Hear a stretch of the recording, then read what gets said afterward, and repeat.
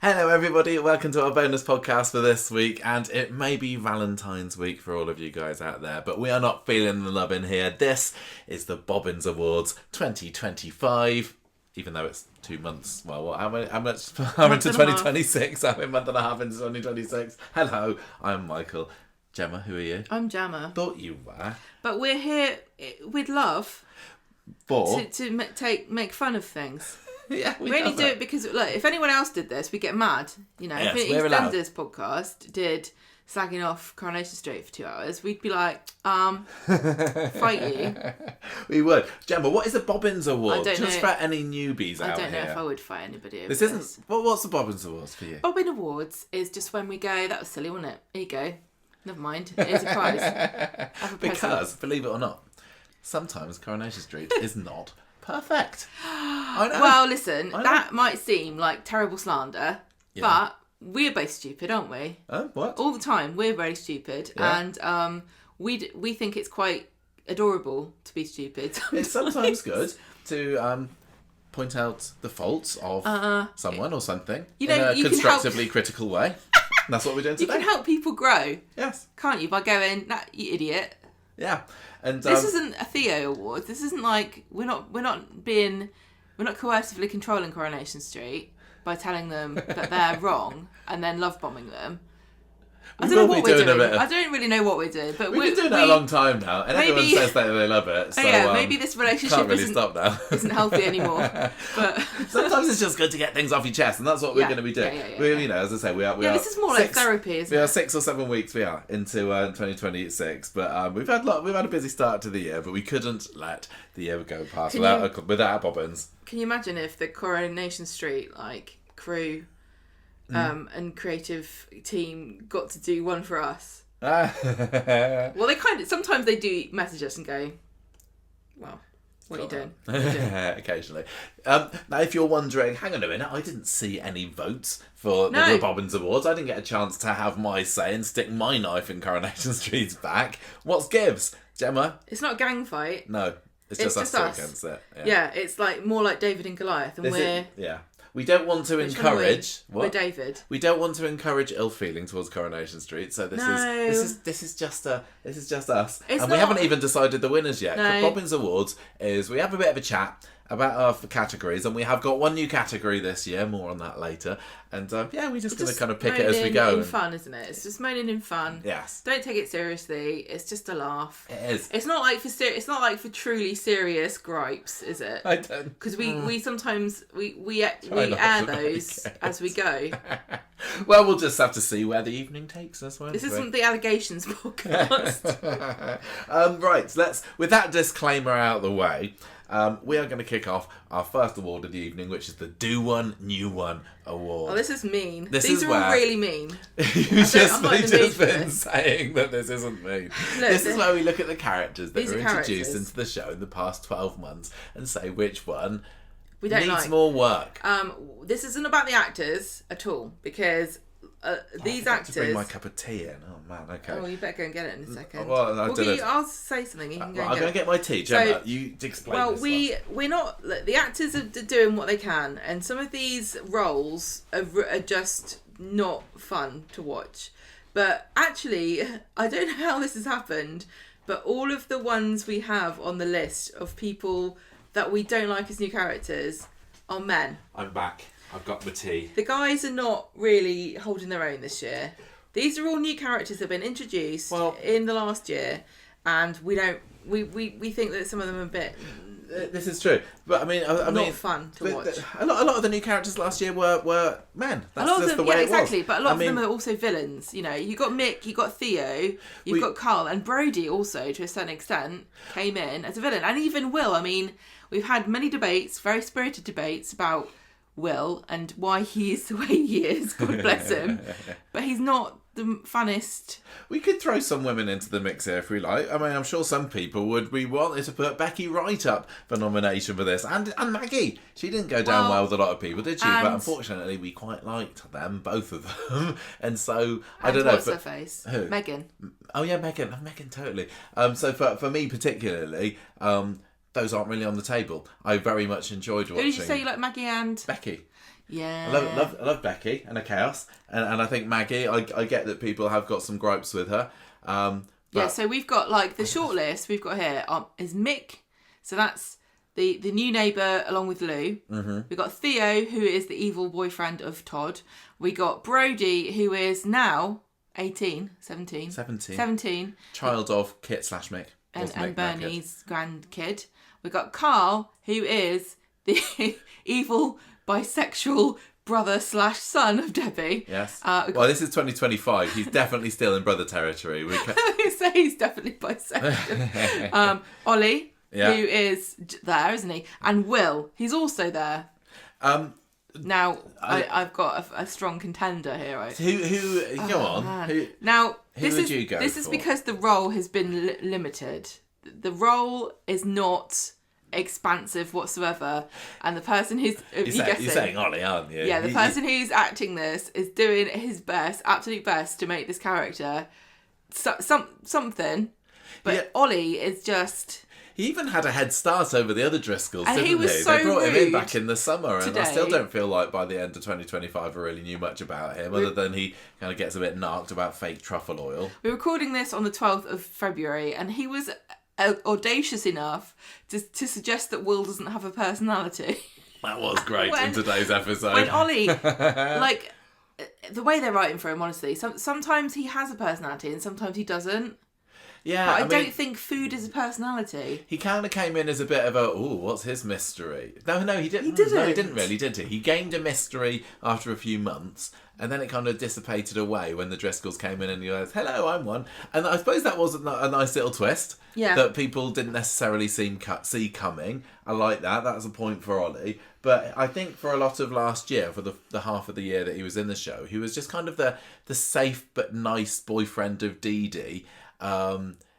That was just a nice little come down from Joel, because he's no serial. No, Joel wasn't a serial killer, was he? But he's no. No, he was a victim. He was no big villain like Joel was.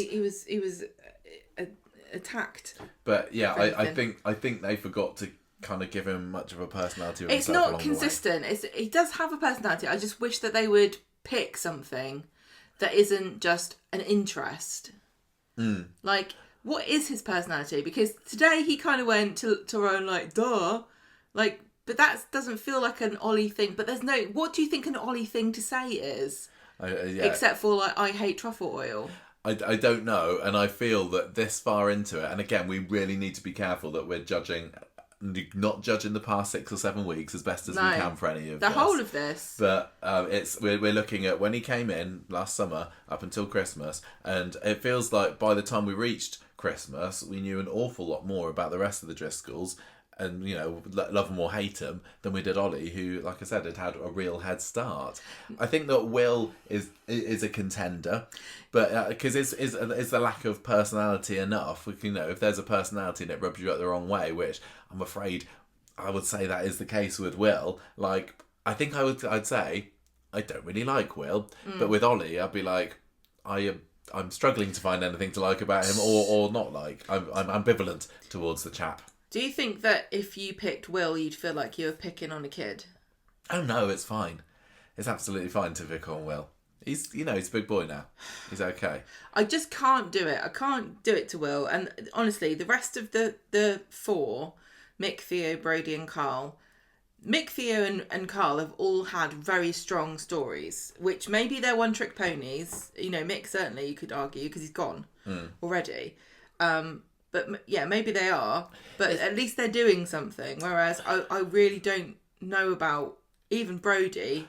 But that, again, it's the role they've been given. It's the writing. It's the character. It's the stories. So this is called Do One New One Award, and it is only the one out of all of these nominees that we're saying we want to say do one the most. Because I tell you what, I spent an awful lot of 25 wanting to say do one, or saying do one to Carl. I wanted him right out of Weatherfield. It's like, get on that plane to Germany, mate. We don't want you here. He was an irritant to me throughout the year. Yes, I get that he was a more important character and there are more dramatic moments with him, but he just really wound me up throughout a lot of the year.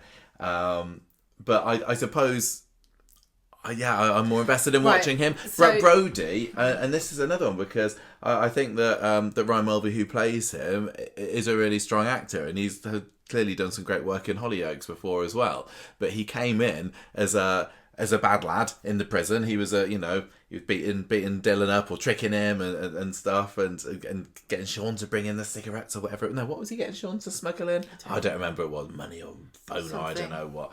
And then we're like, I know he's come out of prison now. He's actually a nice guy, and I think it's kind of rubbing me up the wrong way a little bit with Brody that we're forced to just forgive and forget everything that happened in prison. And for me, another teen boy on the street just doesn't fill me with that much excitement. And it's weird how you say that sometimes with teenagers, because it was like, it's another guy in their 30s, or it's another 20-year-old woman. I don't have because that. the storylines are very similar, because teenagers in any walk of life are at a certain point in their lives when they are developing who they are and finding out, and navigating life. And Coronation Street is supposed to be stories about working class people, and there's a lot of problems with white working class youth boys struggling with their identities and lashing out in violence and that kind of thing. It is, but the trouble is that this comes off the back of many cookie cutter kids of the same. Yeah, like Mason, like Corrie. Yeah. If Brody had been the first, maybe I would have felt differently about him. But because he's like the third, who feels like they were all written in the exact same way, and each actor brings their own different spin on it. Yeah, he's not exactly the same as them at all. But if you gave Brody's lines to Mason and you gave Mason's lines to, would it make a difference? I don't know. It feels like they were all written the same way. It does a little bit, and I feel that Brody, they're really not really using that much or wanting to develop too much. They had the whole thing with, oh look, he's Kit's secret son, and I don't particularly like Kit anyway. So those scenes already were on the had a lot to do to enamour me to him, and it just didn't work so much. And I'm. Is he going out with Betsy? Is he no? Maybe yes. I don't know. Is he? I do like that Brody has got a bit of a protective thing with his sisters. That's a nice little string to his bow. But yeah, so far, and he's been in the show for a year or so now. That's long enough for me to have been able to form a bit of a better opinion of him, and I haven't quite yet. Can you really complain about Mick when he's done one?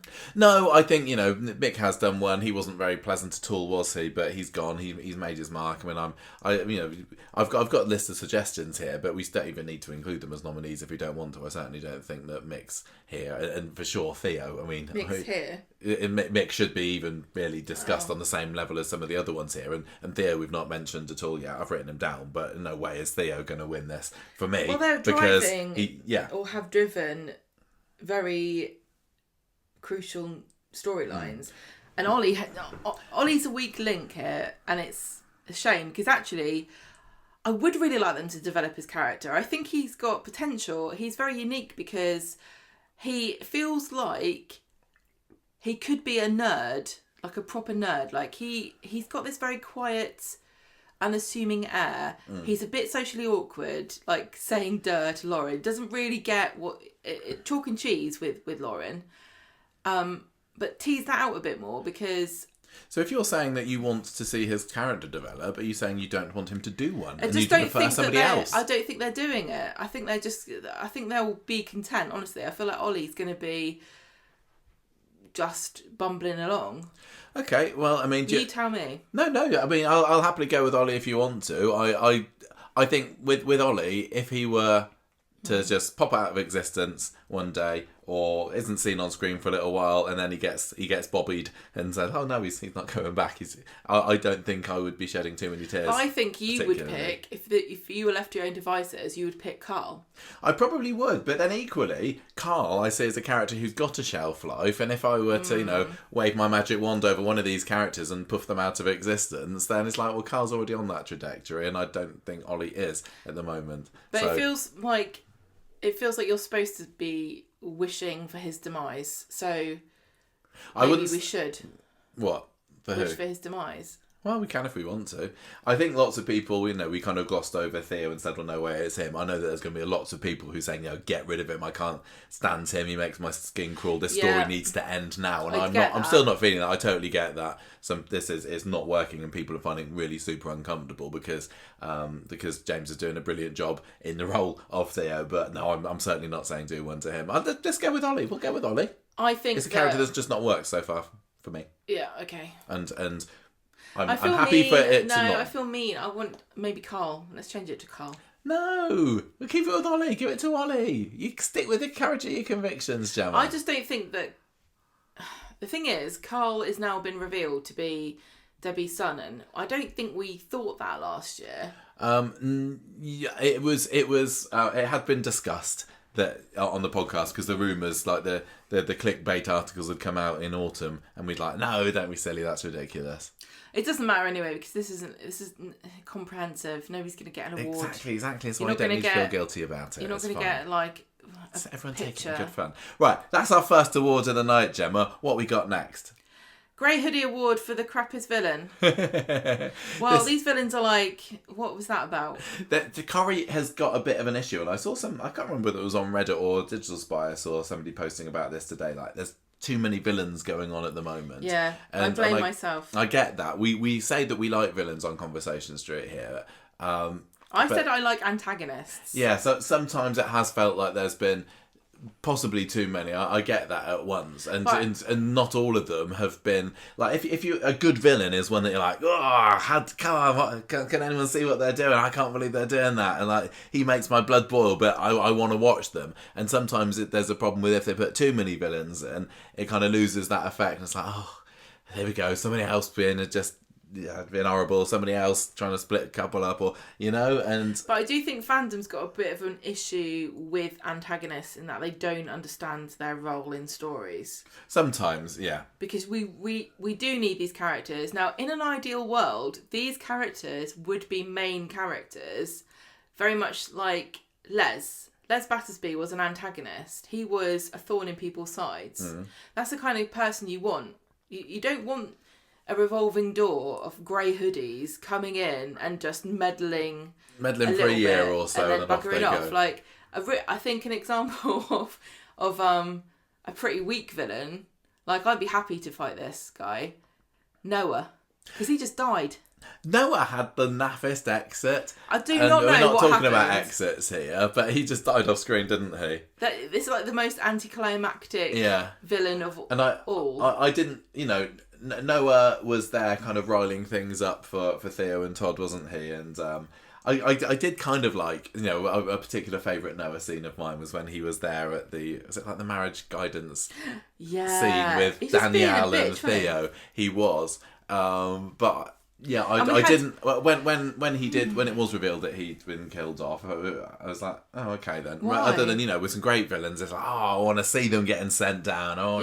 And we had all these theories, didn't we, about Noah? Like maybe there's some kind of suppressed, like erotic past between him and Theo that we made up because the truth was too boring. That he just is a brainwashed. So I think, as you said, the grey hoodie is the most pathetic villain. I think there is a strong case for him. I would also maybe do a bit of a shout out to Andy, who was David's little partner in crime earlier on in the year. David was doing the getaway driving for, and then who ended up trying. This guy at all. I vaguely remember what he looks like, but he was the one that tried to run over David. Well, David enlisted him to run him over, and he was there just as he really came across as a bit of a hired goon for a month or so, and then that was the end of him. Do you know who the most faceless, crappy goons are? Curtis and the German gangsters. And Harvey last year. He got plenty of shouts out, but no on-screen appearances. I think they've got to have a face that they can pull their hoodie over in order to get this award. I really want to push Curtis. No, we cannot give Curtis the Grey Hoodie Award, Gemma. That's just avoiding. But the German one, the German gangster, is even better because they don't even have names. Like, what are their names? Fritz, Hans, Klaus. Yeah, good one. Adolf. Yeah, classic. Classic Grey Hoodie. No, we can't give it to him. It needs to be an actual character here, Gemma. I also would like to, throw Fiona into the ring. Yeah. But, I didn't enjoy her. She was just a bit of a meddler, getting Carl involved in their fake MOT scams. She felt like she could achieve a lot in her life if she just applied her skills to legitimate business. Yeah, exactly. I don't know why she was so intent on doing fake MOTs. Yeah. It's like she read about MOTs on the internet, didn't know how to do them, but she was still determined to be involved in them somehow. Maybe her dad was like a great MOTer or something. I put her in the same sort of category as notorious massive racist Naomi, as someone who just comes in because the storyline demands it, and she's a bit of a cow for a bit, and then off she goes, and then kind of pat her off on the head. You've done a good job. Easily defeated, clearly villainous and evil. Yeah, no depth whatsoever. What do you do at night, Naomi and Fiona? What do you actually do? Yeah, drink wine and watch movies and are rude about everyone. Yeah, a real villain, you should be able to think of them at night sitting there just like plotting their next evil scheme, and I didn't get that with either of those two. In fact, to be honest, Naomi was quite fun when she was attacking Asher, as harrowing as the scene was. She had a bit of life to her, didn't she, when she was sitting there on Victoria Street with her shoes off. I think that the Grey Hoodie Award, the name of it originally came from teenagers, though, didn't it? I think it was Simon who wanted a grey hoodie to be in with the rest of the bad lads back 5 or so years ago. So maybe we need to be looking at more characters like that. So Jake, Max, for example. Max set fire to a house last year, and I kind of think Max is going to get it here, because what the hell are you doing? And he was wearing a hoodie when he committed this crime. He actually wasn't he? Yeah. The hoodie with the skull on the back. No, it was black, wasn't it? I don't know. It was a senseless crime. It made no sense. I think that because I enjoy Max too much to award this to him. I feel bad for Max. I think that Jake is a real wannabe grey hoodie. I think he'd proudly wear that, wouldn't he? We barely saw him last year, but the two main times we did, one of them he was blackmailing Lauren because they saw that she ran over someone. No, did something with a car. She stole Tracy's van, wasn't it? He'd seen, and then we also saw him. I'm pretty sure this was in 25, being Carl's little helper on something. Was he? I think it was Carl, or was it Theo, that met up with Jake in the precinct at one point, and he'd done something. Tried to be nefarious. They're really turning him into a real oik of a child, aren't they? And I think that, as I say, you'd proudly wear that grey hoodie. I mean, other possible nominees that I was thinking of, but I don't think really deserve it, is that Mandy. She was a bit of a villain, wasn't she? But she's a mum. I know. Becky, obviously. Some people, any excuse to say that she was terrible. Dom as well. But she's a mum. That's enough.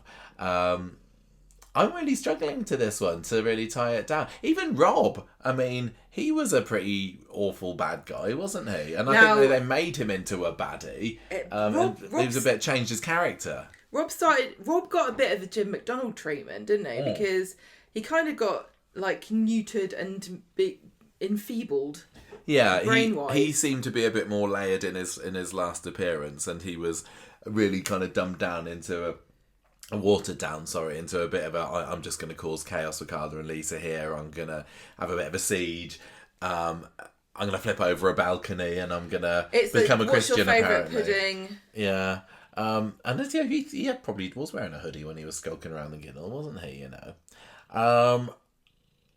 Who else? Costello, maybe? Is he grey hoodie? No, because he was I think the difference is some of these people are clearly got more about them, but we never get to see it. So I think Fiona and Costello, I don't know who else, but those characters feel like they have more, they did more, but the story that we saw was the tip of the iceberg. Costello really should be in jail. He should have been in prison because he embezzled clearly embezzled. We still don't really know what the hell happened. No, we don't. Is he a dumb criminal or is he a genius? We don't know because we don't know what he did. But we are judging him on 2025, and I think he was very much in the game by the end of last year. Around. Well, wasn't he in hospital by the end of last year? Actually, yeah. I think that I don't want to give it to Max because I feel that the Grey Hoodie Award should be to a real kind of nameless, faceless, shallow as you like character.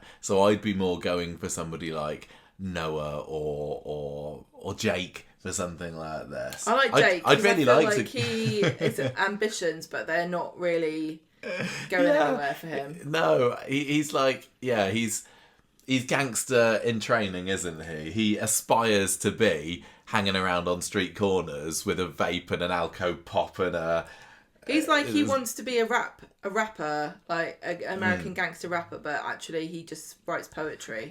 Okay, well, I'll happily give it to Jake because he didn't do much, but when he did, he embodied for me the qualities that make a proper grey hoodie.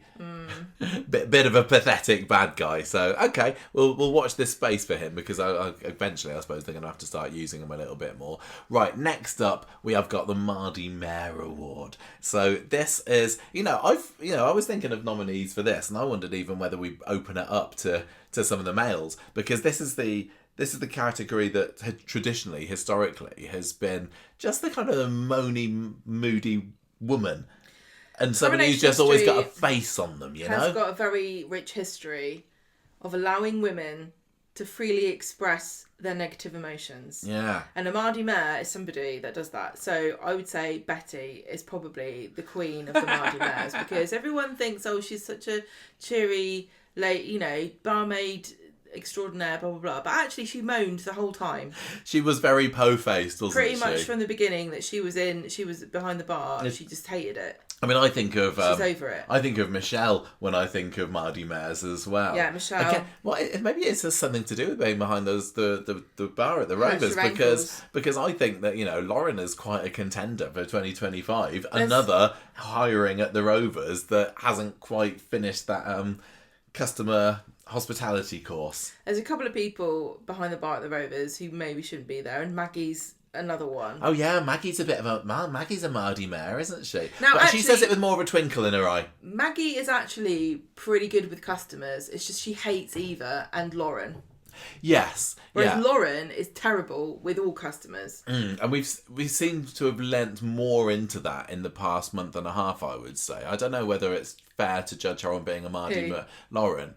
But I suppose she was a bit Mardy when she was up in court last year. Well, she was Mardy when her kid was in hospital. Oh, yeah, she wasn't she? The trouble about this is it's really hard to look back and think to yourself, when did the year start? What were these characters doing? Have they changed in a significant way since then? And Lauren was part of the bar team before 2026, so it's fair to judge her. Yeah, I suppose so. On her really poor performance as being.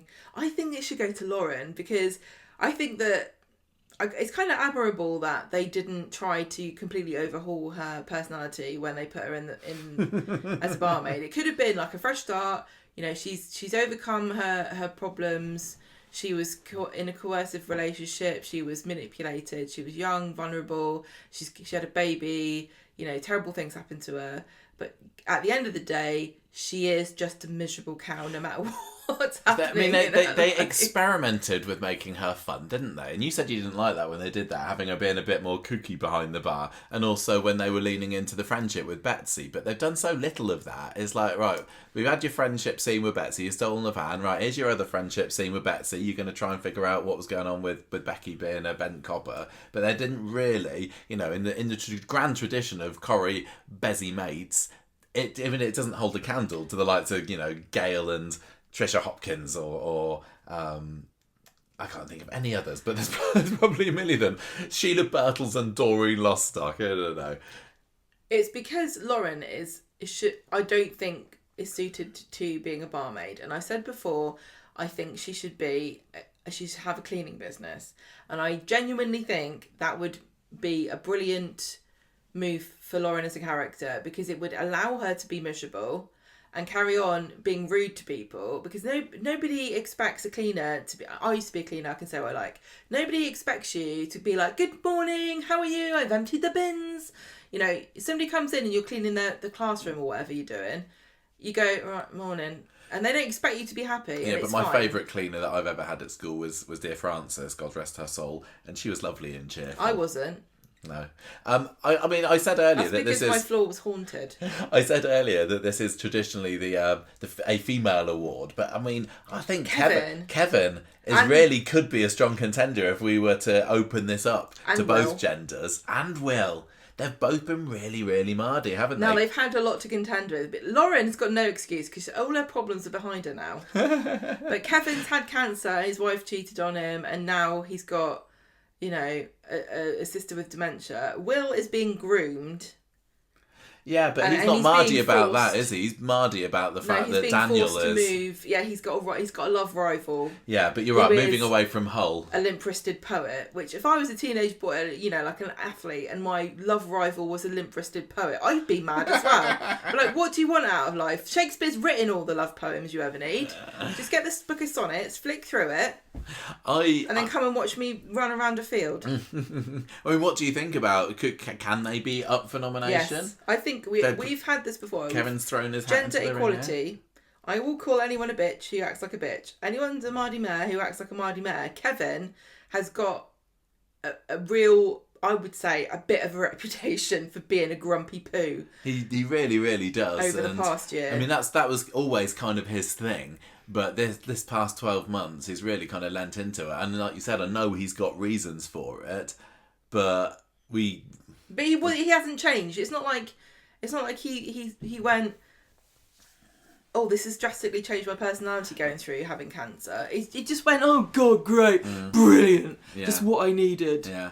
Can I just say a few honourable mentions that I don't think we'll get it. I was kind of wondering whether Joni, the older of the McAllis girls, could get miserable. A shout out. Yeah. She's a mardy teenager, but I don't think they've used her as much. She trashed the Christmas tree. She was beating up a little sister. Yeah, brilliant. Mardy move that is, isn't it? But you know, to compare her to the sheer mardiness of Lauren, sorry, it's off the scale, Lauren. If you imagine like the pain of being a mardy mare, like projecting from your forehead in kind of a power beam of misery.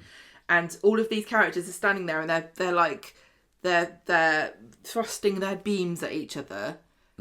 Kevin would obliterate everybody with just the sheer force of his misery. Yeah, and we're also we've got the Weatherfield Waterworks Award coming later on, and Lauren might be a strong contender for that, which I wouldn't say that Kevin is. I've forgotten who's been crying. I just remember.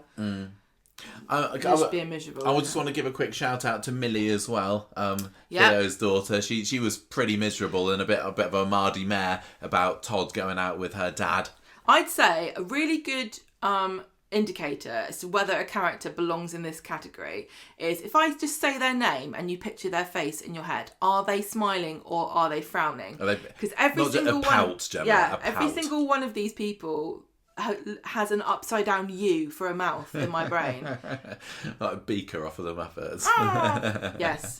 I mean, I'd be happy for any of these. We've been round the houses a little bit, so it really seems like, you know, Will is really, really, really strong contender for this, but maybe I feel a bit mean with that. Yeah, I don't think that's right. I think it's either Kevin or Lauren, and I think that maybe who's had the worst problems? I think Kevin wins this. I think it's refreshing. Okay, well, he's a Mardy Mare, Mardy Stallion, whatever you like. No. But, just Mardy Mare. Mardy Mare goes to Kevin for the past 12 months. And I know, you know, if I had gone through all the stuff that he had, then maybe I would be pretty mardy too. It's not about that, is it? But it's not about that. We're not looking for reasons for their mardiness. He just is. Crack a smile, Kevin. Come on. Yeah, come on, smile. Get your dartboard out. Stop moping. Don't cry because it's over. Smile because it happens. No, that doesn't work. No. For cancer, does it? Smile that you got a top billing in Coronation Street for you, and you got a front page or a few soap mags. Yeah, exactly. You've been in this show for 40 years, Kevin. Has Kevin ever been on the front of a soap magazine smiling?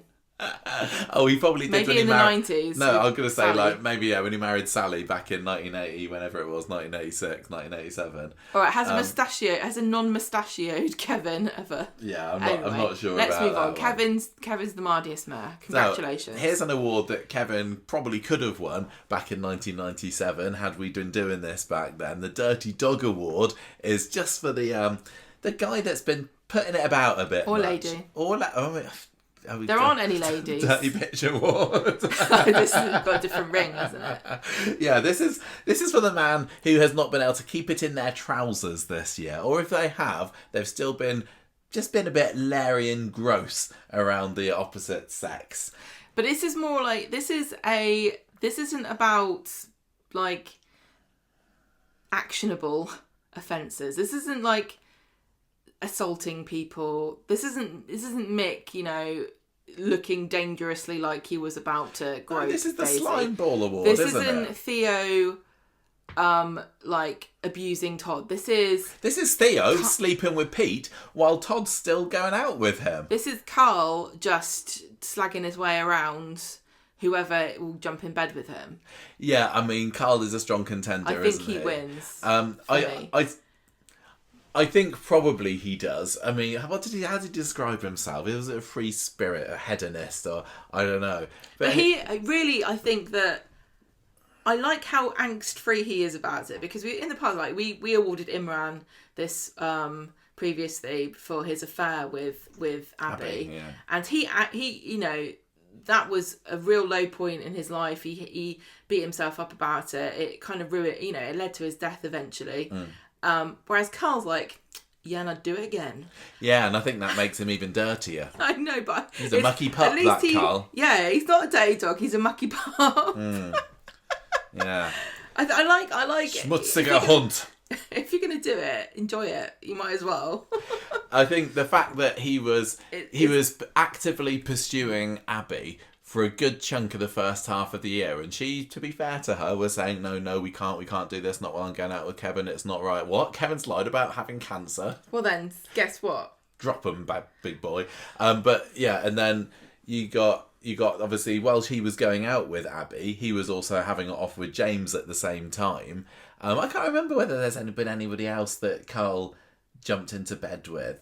But I just think for that on its own, it really does make him a strong contender. But I still would say, Theo, I don't think we should discount him straight away. He was married to Danielle.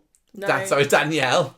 That would be something different. Danielle, when he had an affair with Todd, he was putting himself about on Gay Bay with his, sexy topless pictures, saying, "Hey, guess what, guys?" Pretending to be all innocent and I've never even thought of a man my naked sleeves before. fell off. Yeah, exactly. It wasn't my sleeves fell off. It wasn't supposed to be like this. And then it's supposed to be a normal t-shirt. Kept that all going, and then, like I said, while he was engaged in a relationship with Todd, he slept with Pete, didn't he? And then was just like, what? So what? He was just brazenly, yeah, whatever. I'd like to put forward a suggestion for Abby. Abby, a dirty dog. Yeah, because this is the second time now she's dirty dogged it up, and she's gone under the radar here because we've got a shortlist and she's not on the shortlist, but it was just as much her giving in to Carl as it was Carl pursuing her. Takes two to tango, and now she's got form. This is the second time. I would Repeat say offender, that, I say. I would Fool say me that once. she was honourable enough to want to wait But until does that Kevin's make it cancer. Worse? Does it make it worse when she was like, "Oh, I only do it for good reason"? Like, no, don't do it at all. There's no good reason to be a dirty dog. You dirty dog. I don't think that compared to the other two, she's up there for me. I mean, I also was thinking, low stakes. Is Ardy a dirty dog because getting together with Lauren just to kind of hide the fact that he drugged her, and then he was also then not long after that he got Amy in bed, and that didn't last very long. Problematic. And also Mick. He was a bit of a dirty dog, wasn't he? No. Because he was chatting up people whilst being married to Lou. But he was propositioning our Daisy. I know, but that felt very I'm going to do something a bit more illegal. illicit. No, not illicit, just illegal. Okay. But yeah, I don't think that they deserve it. But I think that I'll happily go with Carl in the end. Yeah. Just because of that was his personality. His personality was, I'm a player. I'm going to put it about. Don't care whether they're in a relationship or not. I'm going to sneak around. He literally lives at the Coronation Street Sex Hotel, doesn't he? Yeah, he does. He does. That, I knew I would not want to put a black light around that room. And Carl's contributed quite handsomely to that in the past 12 months. I wonder how many kinders are running around Germany. I wonder how many grandchildren Debbie's got. Yeah, is he going to go back to Germany and have a bit of a kinder surprise? Oh my God, brilliant. I think that Theo is a really strong contender, but Theo's shtick is, I coercively control Todd. It's sinister. Yeah. Whereas it's not funny. No. It's not funny to give him the award. It's funny to give it to Carl. Yeah, and I think Carl would say, yeah, so what? Carl would be like, what? No shame. Carl would be like Charlie D'Amelio, who plays Imran, was, and say, where's my certificate? Yeah, I think you're right. Yeah, he is a proper dirty dog. He's a slime ball. He makes my skin crawl. I will happily award the Dirty Dog Award 2025 to Carl. Don't worry, Michael. He's not after you. Oh, thank you. Thank goodness for that. Right, next up, we all have all sorts of awards in here. Some of it is a bit of a criticism of the programme. That one wasn't, was it? And this... no, it's the characters are all supposed to be... Yeah. Dirty dogs. But this next award, which is the Can Do Something Award, is more just us saying, what's going on here? What's going on with this character? Why don't we see them this year? Let's get them into more of a story in 2026, please. We almost forgot they existed last year. And in some cases, it's characters that there's a really good reason for them not having appeared very much, and sometimes we don't know that there's a really, really good reason. I still feel really bad for kind of criticising Corrie's lack of Eileen use a couple of years ago when she, Sue's Cleaver off screen was really going through the ringer.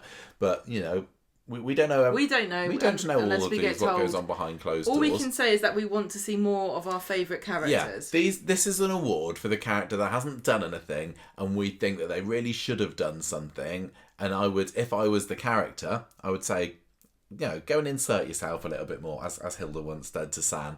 Be a bit more suppository about it. And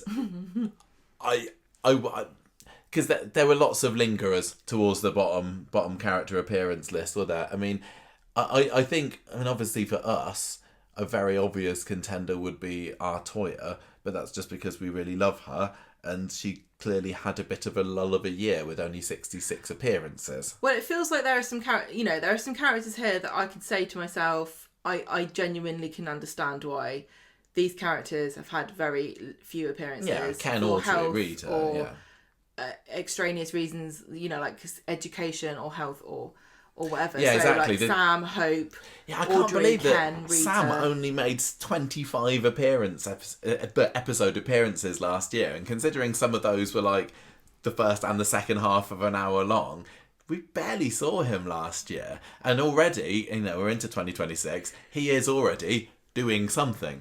So I would think that, if we were to have done this 5 weeks ago, he would be quite a strong contender, and I would have then been very happy that he is getting stories.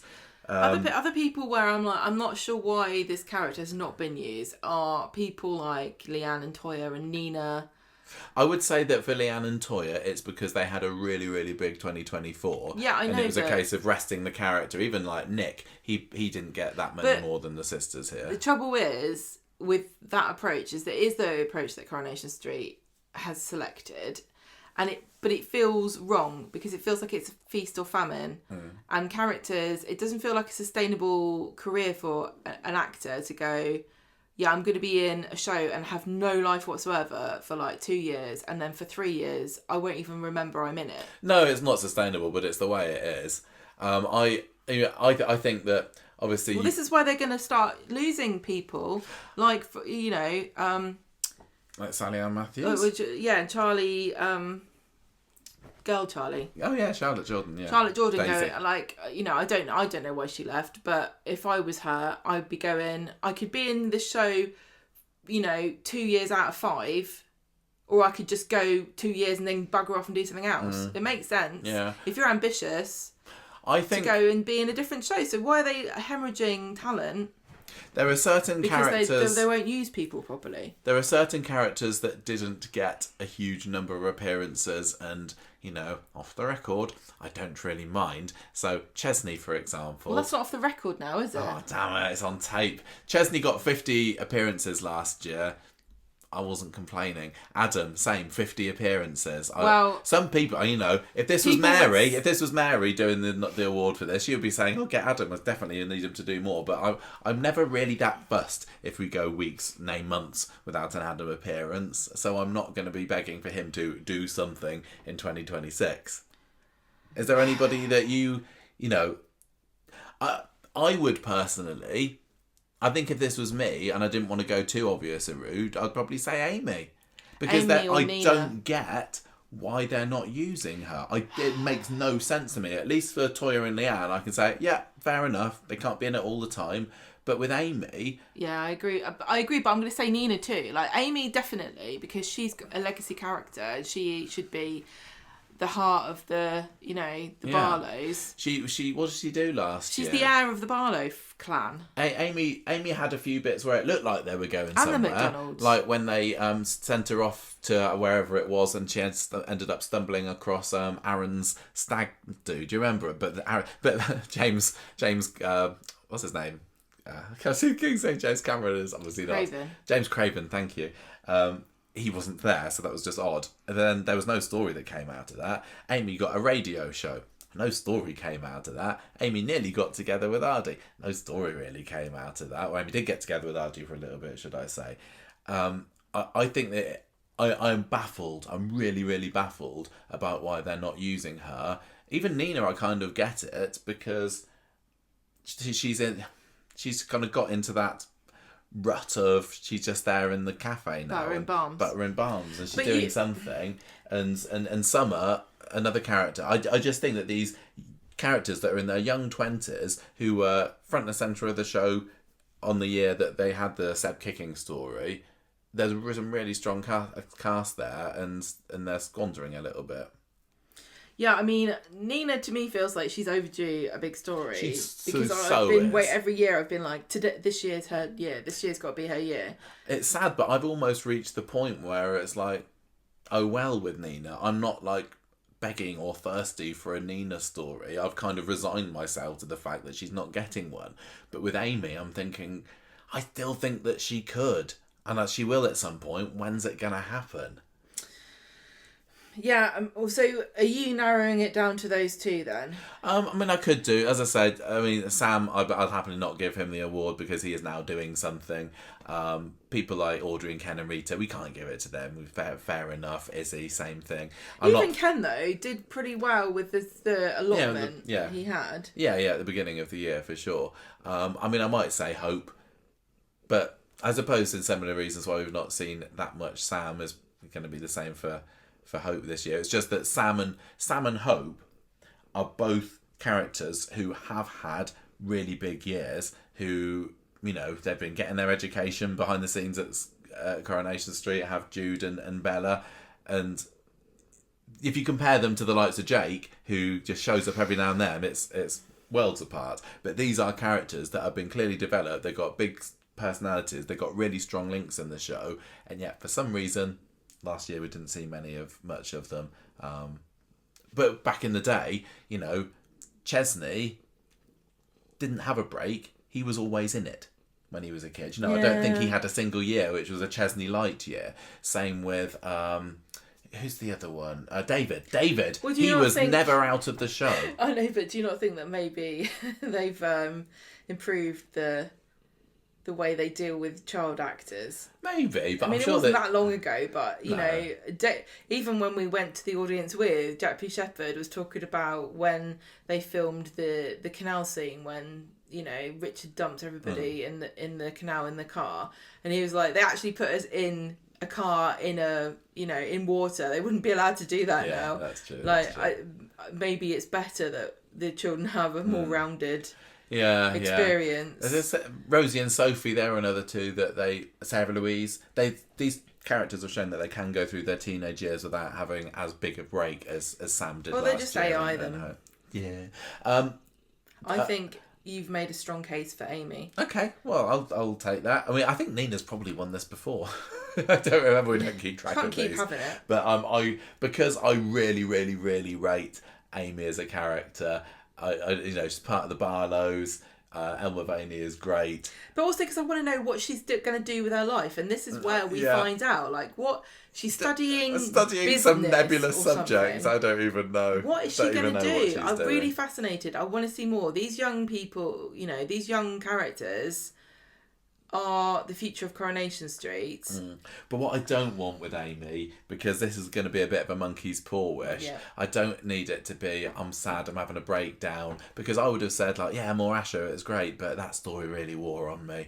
And I just, Amy having fun, Amy doing something successful, Amy doing young entrepreneurs. Amy getting into a proper, nice relationship with somebody who doesn't have a dark secret or is going to not ask for consent, shall we say. Amy getting a KFC franchise. Yeah, why not? Okay, so Amy is the winner of the Can Do Something award this year. What is next, Gemma? Can do. Gemma, look, we've got a brand new award coming up now. I thought I'd put it roughly towards the middle. Are we in the middle? I don't know. Gemma, tell us, our dear listeners, about the new award, the new category for 2026. Back of the Taxi Award for underwhelming exits. It feels like now is the time that this award should come into existence. More than happy to see the back of this award in the back of a taxi for 2026. But we had so many people leave last year that really they couldn't make a song and dance about everybody. So it might as well have just had a shuttle bus going from Weatherfield to the airport. The amount of people that just went. Yeah. And they just went in a really low-key way. I mean, we had some big exits for,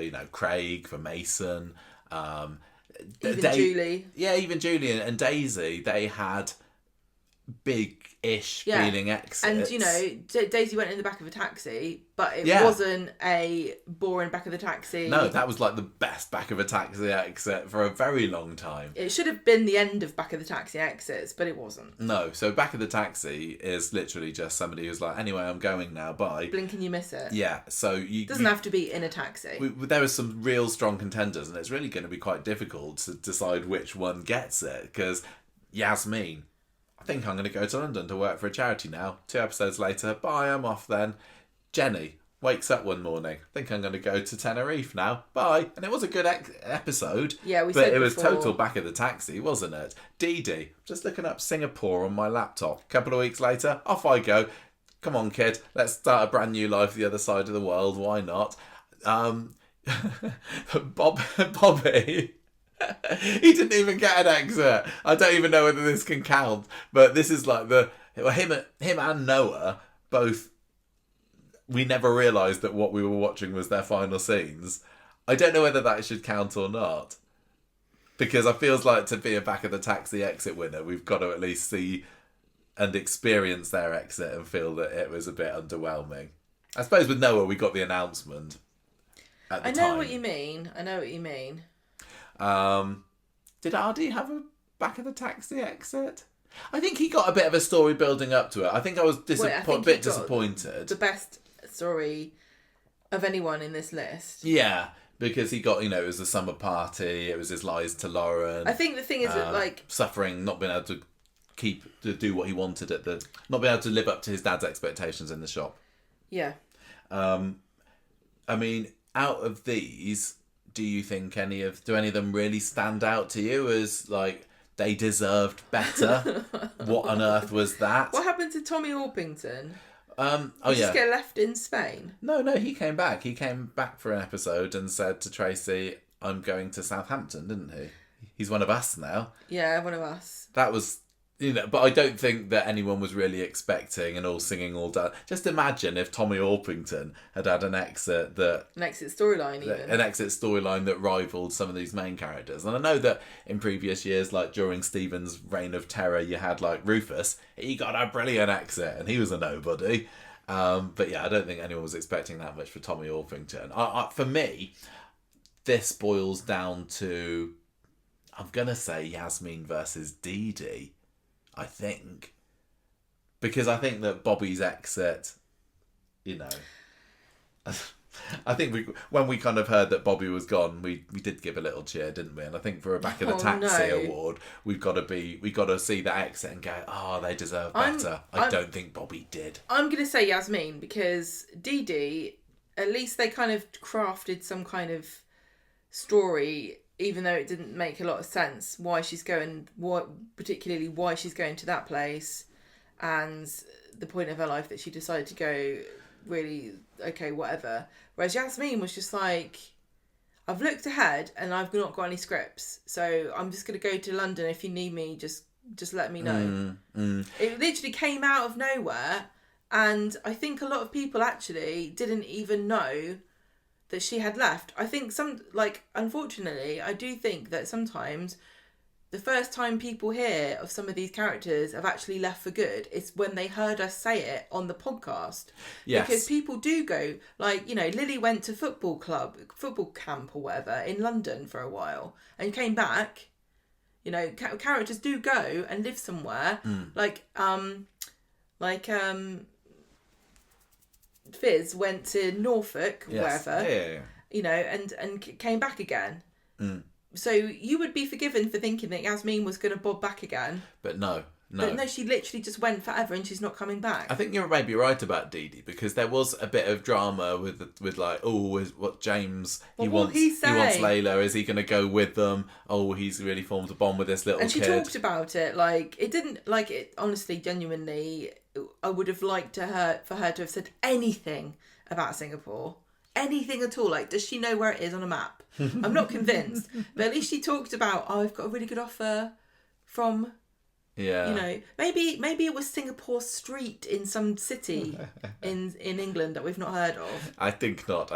Wow. But yeah, you're right. Yasmin, I think the problem with her as well was she hadn't, as far as I remember, didn't really do anything at the start of 2025 until saying, anyway, I'm going. And, you can probably look at the episode counts and find that's not completely true. But at least Dee Dee had some things going on that year. Yeah.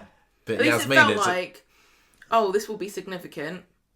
Even though I'm sad to say that a lot of the times a character's absence isn't truly felt in modern Corrie because of the way that the stories are constructed and the fact that people can be off screen for months before you really notice they're gone. Yeah. I think as well, for Yasmin, she had earned a better exit after the 2020 coercive control story with Jeff, when she was, she was getting awards or nominations left, right and centre for, best actress in soap, best storyline. Yeah. And for the character in the subsequent years to be just reduced to somebody who just didn't really do anything of note. And went to work for a charity in London that, why couldn't it have been a sodden library or a community centre? Why couldn't she have taken Alia with her? Well, why couldn't she have gone, I'm going to live... I mean, did she say she was going to live with Zidane? Maybe very briefly. Yeah, I think so, possibly. I'm going to go work for a charity. Okay. It's like, I'm going to work for a business. Well, yeah, I guess you will. Yeah. Well, so what? Well, be more specific. I think that's that one decided then. Back of the Taxi for Yasmin Award, our very first recipient of that award. I want to see what she's up to next. She was talking about that play, wasn't she, when I interviewed her, that she had in mind, but I don't know whether that's come to anything yet. Working. I did. Although, to be honest with you, the way they treat some of these actors, they enjoy not working while they're still being employed. This is true. We did. Shally and I did exchange Christmas Day texts this year, so if anyone's wondering, she's doing all right, thank you very much. Merry Christmas. Okay, next up we have got the Build Up to Nout Award, and this is where we recognise the stories that felt they were going somewhere but then just kind of fizzled out and felt like, were those just cliffhangers for cliffhangers' this sake? Is like such a feast. You had us on the line here, and then you just tossed us back into the ocean and said, what do you hook yourself onto that for, you stupid fish? Why did you think this was going to be a story? Yeah. Well, just because we told you? I've thought of quite a few of these, and we've got a kind of nominees list here, but we certainly don't need to discuss all of them if you don't want to. Have you got any particular ones that you think stand out to you as Well, I think that build we've up to now? already mentioned them in the Grey Hoodie Awards, but the faceless evil gang that were the German loan sharks and Curtis's goons, who were, I think, everything to do with Becky's return and all of the kind of unanswered questions. I mean, that dragged all the way through to Corrie, which was still only at the beginning of January. Yeah, you would have been forgiven for thinking at the end of 2025 if you were doing these awards then, like, don't worry, the Becky stuff will come to a conclusion. But it didn't. It just was like, no, she's just making it up. Who's the goons? Never mind. Don't worry. You kind of get the impression that it's not going to, but there is going to be something more, isn't it? Because, why? Carla and Lisa, if they're getting married this year, which I'm sure is where it's going to head towards because of all the engagement monarchy last year, something's got to happen to allow them to be married, whether that's Becky's death or Becky agreeing. Yeah, I don't think they'll remember. I don't think they care. They will. They won't. They don't care. I genuinely think that Becky's like criminal history is that, because it was purely to explain why she pretended to be dead. And then Corrie went, I've forgotten. I think the fact that the Becky storyline did have an explosive ending with Corrie, it did have lots of drama, and I know it didn't answer all the questions, but it wasn't nailed. It didn't answer any questions. It wasn't nailed. It just didn't answer all the questions. But yeah, no, because you're okay. I get what you're saying, but the build up led to something that was disconnected to everything that came previously to it. The build up to now, my justification is that Becky was going, lurking about, Costello this, Curtis that, gangs, hoodies. We were waiting to find Why? out more about Becky. What's her involvement with Curtis? Is she still in Curtis's gang? Has she still got a couple of them still in her back pocket? They like created so many red herrings. It's like, it's the Captain Birdseye of Coronation Street at the end. Why? She's fishing and bringing up all these red herrings, and we're like, we don't want that. We want cod for our fish fingers. Captain Becky, get back and see, please. Yeah, Sally's run out. Yeah. She's got to give those girls something, hasn't she? So was Abby. No, who was it that used to make them spaceships? Yeah, that was Abby. Yeah, it was Abby, fish finger spaceships, yeah. Okay, that to me, it doesn't feel quite right. I think a lot of Swallow fans would be shouting. Oh, I know.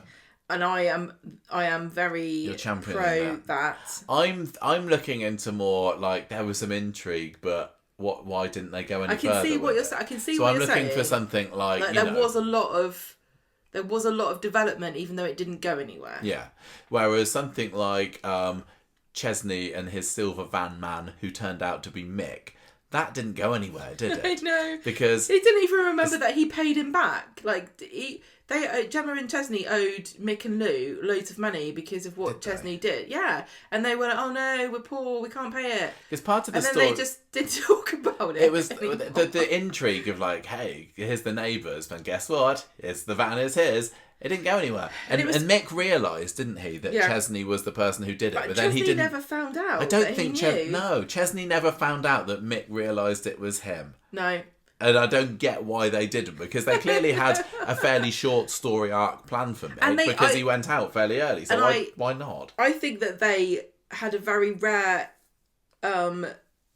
case of almost planning the entire arc of a character before the character even appeared on screen, including their exit for a fairly major character. Mick and Lou, I think they probably wrote everything before. Yeah. So why didn't they? Why didn't they have an ending for that? Yeah. Well, they could have written it in. I would also like to give a shout out to Sam's PTSD and hiding under the desk phase last summer, which was, I don't even remember what he was doing about. Wasn't David telling him he needs to kind of man up a little bit? And Sam, you're just a massive geek. And then he went and it was because he got trapped in a corridor with Mick the Mad Gunman, didn't he? By Lily. Yeah. And then they got mad. They did kind of get mad at each other, and then and then apparently he just realised that the environment is important, and I'm going to focus my efforts into that now. And sorry, you're not going to see me again until January. Yeah. That I was kind of looking forward to. Oh, we're going to get a Sam story, but equally, I was also saying, I I don't want it to be another kind of mental health breakdown sort of crisis. I don't need that, and I certainly don't need Sam getting into that. But that definitely felt like it fell off a cliff. I think the funniest one was Danny, who was in a car accident in America, in the United States, and that was the reason that he and James broke up, and he never was spoken of again, even though this man was the love of James's life so much that they were going to adopt a child together. Yeah, well, I thought it was going to be a case that Danny gets killed off, and then that's why then James realises he can't. It felt like there were so many other ways they could have dealt with them not wanting to bring Danny back as a character, but still wanting James to adopt a child. Yeah. Then just have him go, oh, he's boring now, he's been in an accident. That's a fairly strong shout. I mean, a lot of these are really, aren't they? I think that... German loan sharks. But I still feel that because that story hasn't definitively ended yet, there's still a possibility that something's going to happen there. Whereas if you take something like Dee Dee's going to sue the hospital, oh no, she's not. She's just going to do some raising awareness off screen. No, I think that storyline felt like it was fairly big around, when was it, late spring that Dee Dee gave birth? I know it's saying. And it's like, oh, what's going to happen next? Then you had that Wes character, do you remember? And his sister. And then it's like, oh no, she's decided that she's... My sister's not racist, she's just rubbish at being a nurse. And I can't even remember what they said in the end. It was basically that. The trouble with the Baileys is that they're using them to tackle enormous societal issues, far beyond the normal stuff that Coronation Street, proper political, you would have to shift so much in society to affect any kind of change that the characters would notice in their everyday life. James, I'm a gay footballer, I'm going to come out, and what happens then? I just fall over from a heart attack and I'm not a footballer anymore, so it doesn't matter.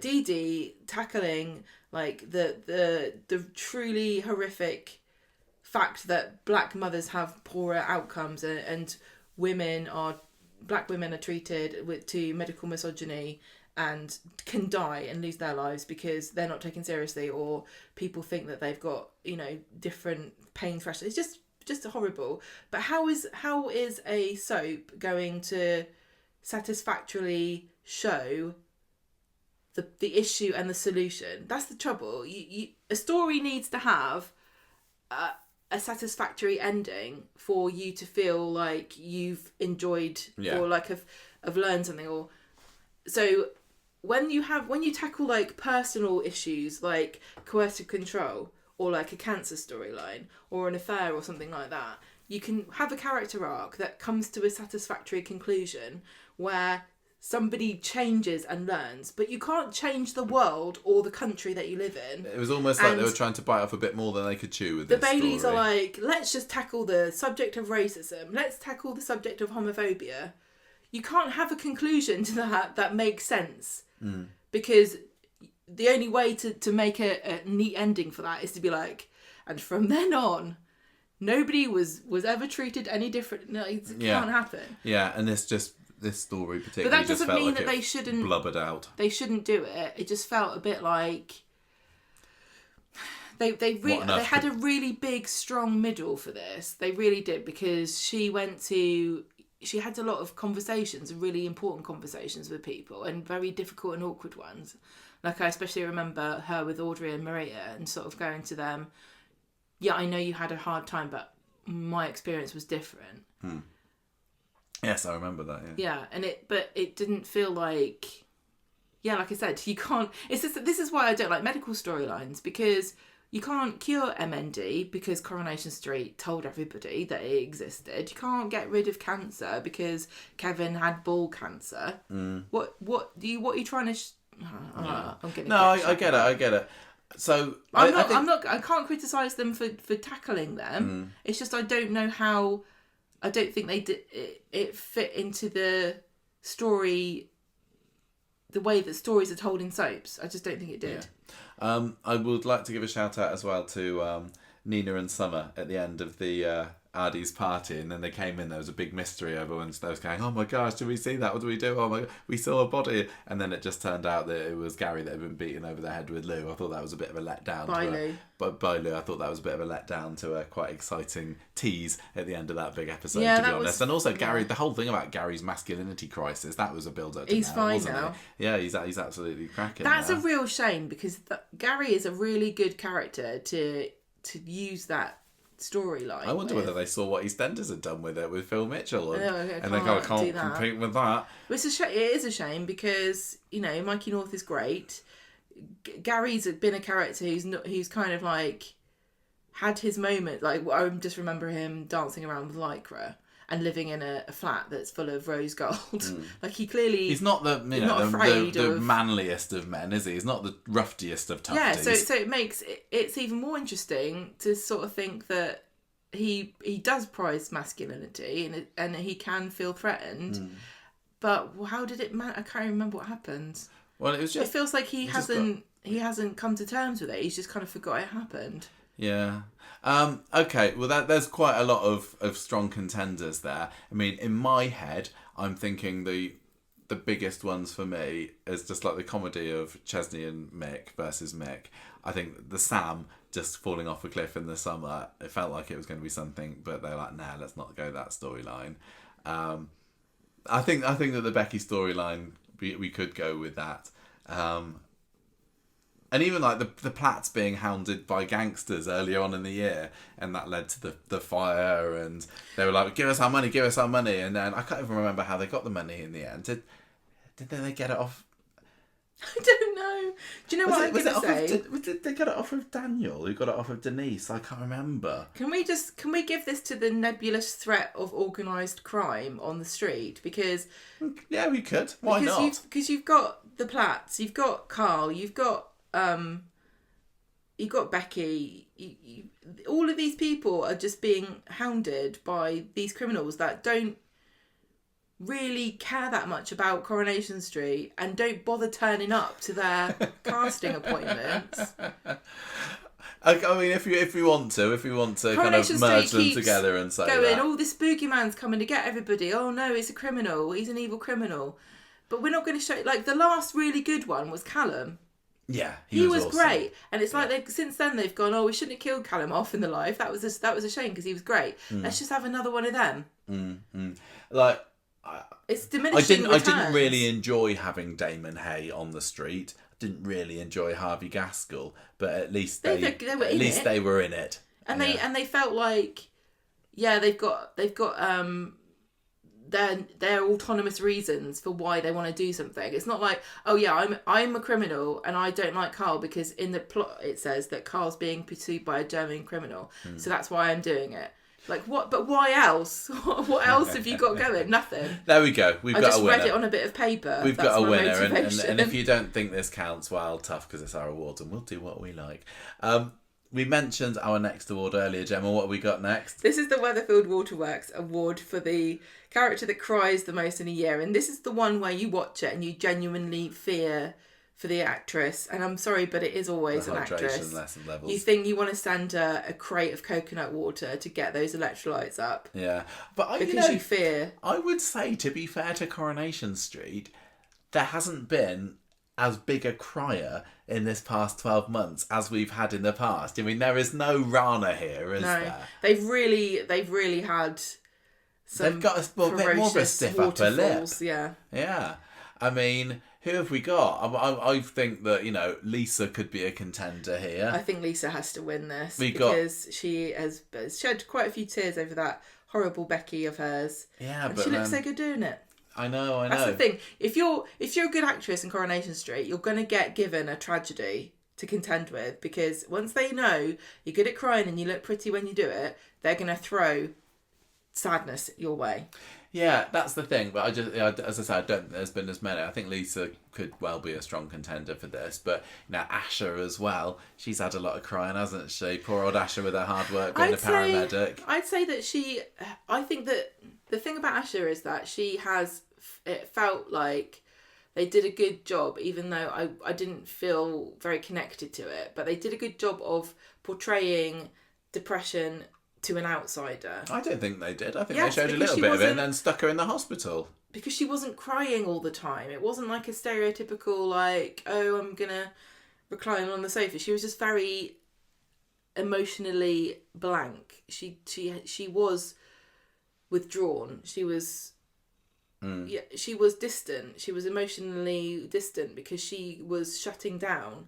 And they did show her go to hospital. And although it's still mysterious to me about what actually happened and what's going on with her, they made an effort to sort of show a bit more of a dimension. It wasn't just like a weather-filled waterworks. She didn't just cry and everyone went, oh, look, she's crying. She must be sad.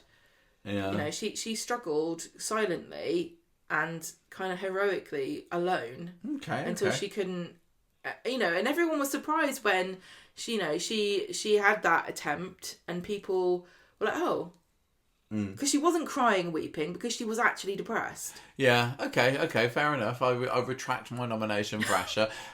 Abby, I think, could be there, especially for at the beginning of the year with all her PTSD and seeing Seb coming to haunt her and put a haunted spooky necklace around her neck. She Sally Carman, she's a very, very good actress, and she also looks great when she's got tears running down her face and panda beautiful, eyes. Yeah. I can't think of many. I think usually there's loads more. There usually are. I don't think they've really lent into the tragic. Maybe we've finally broken them. Maybe. Well, we'll see, won't we? Because even Lauren, I don't think she's been that cryy. No, she's been been more mardy, pouty, hasn't she? Yeah.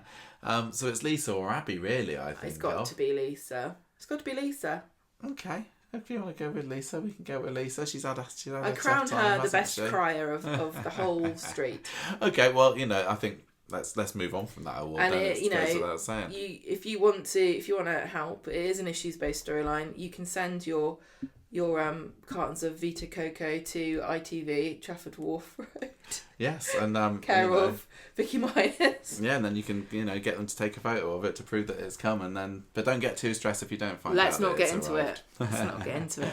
Right, what's up next, Gemma? Give over award. What's this? Just bonkers nonsense. It's like, come on, Coronation Street. Do you really expect us to believe this? You're not going to believe this, listeners. There are lots of potential nominees for this because lots of things happened in 2025 where you go, that's stupid, isn't it? Yeah. That's just stupid. I mean, let's tear off this Becky-shaped plaster straight away and say that is a very, very strong contender. But where do you begin and end with that? Because you could really nominate several individual elements. I mean, can we just say the fact that she was dead and now she's not dead? And there's no real, nobody went, that's going to cause paperwork. Yeah, well, I mean, and the fact that she was brazenly walking around outside, not trying to hide herself, that she's back. The fact that Carla confronted her in the pub and said, I'm going to kill you, leave my wife alone, or whatever she said, and everyone was like, oh, that's a weird thing to say to your girlfriend's sister. Yeah, I think you're right. Just everything. And when we heard the story about how she was smuggled across to Spain, it really, really and did why? Stretch credulity. I still, I'm not going to say... No, I loved it. I hated when she came back. I thought it was great. I thought it was really fun. But I had to suspend my disbelief in order to enjoy it. And I know that there were lots of viewers that didn't want to. It's and like when you fair watch... play. If you don't want to, don't. I completely get why some people were really knocked off by this story, but I still quite enjoyed most of it. It's like when you watch Neverending Story, you don't go, oh, why is there a flying dragon called Falcon? It doesn't make any sense.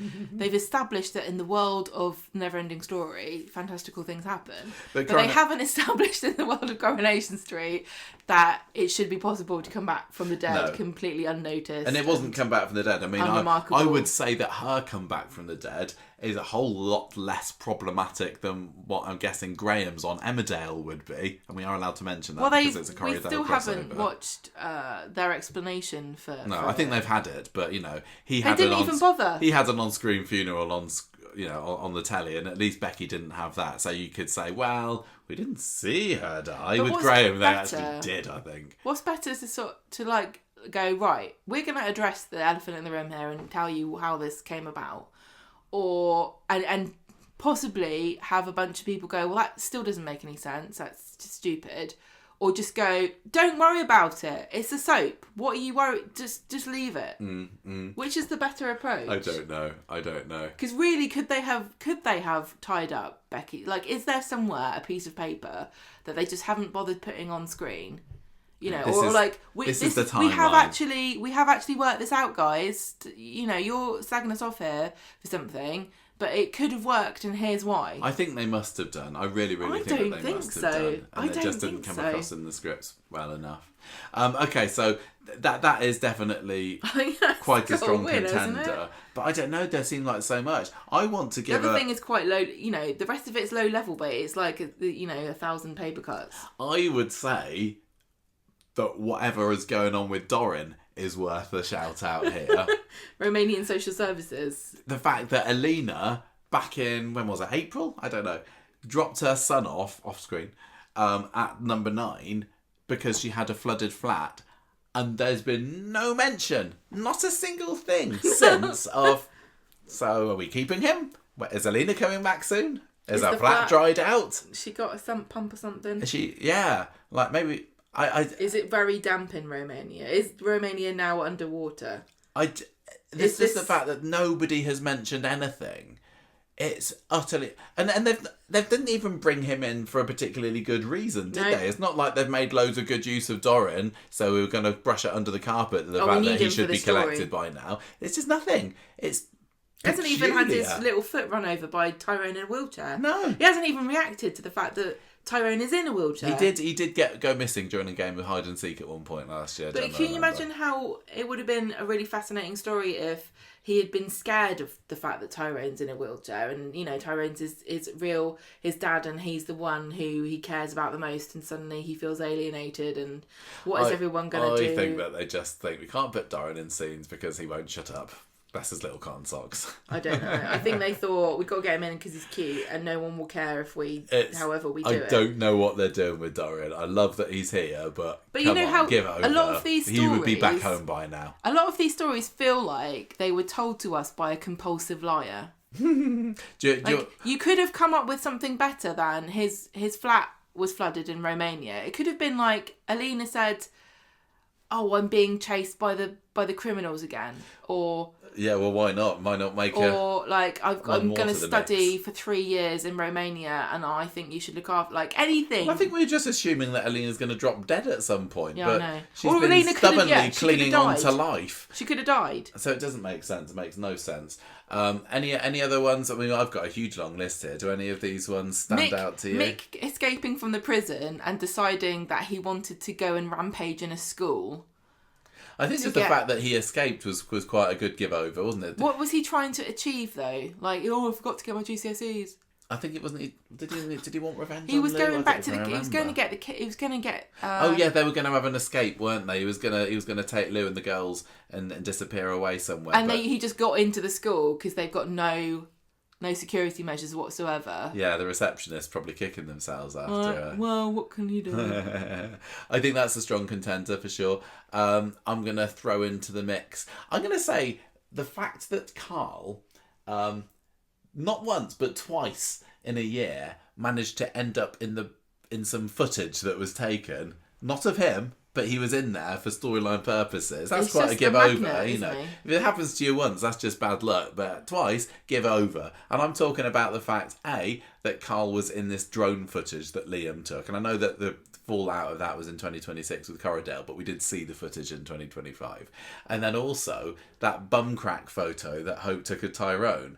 And Carl and Abby were in a car in the background. And I think that as something to move the plot on, and the pure coincidence that in both of these bits of footage he was there, I'm going to say a big old give over to that one.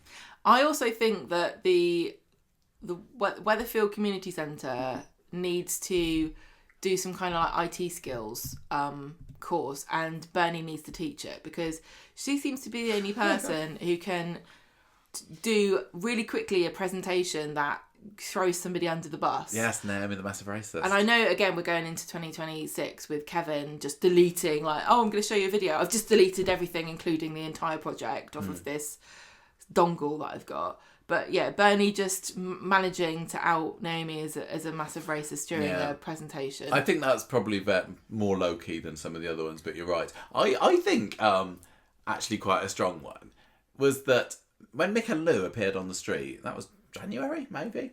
It took a good few months for him to cross paths with Kid. Despite the fact that we couldn't get Kit off our screens during this time. He's a big main new character. And these two had known each other when they were younger. And yet they interacted not one bit. Yeah, and not their a speck until it was important that it came up just before the flashback episode. It wasn't just that they knew each other. It was that they had a really intertwined backstory that kind of led to them having completely different lives, and it was like the most important moment of their lives that they shared together, and it was like one of them went on to success and then one of them went to failure, and all of that just for these two characters that then managed to not see each other for months.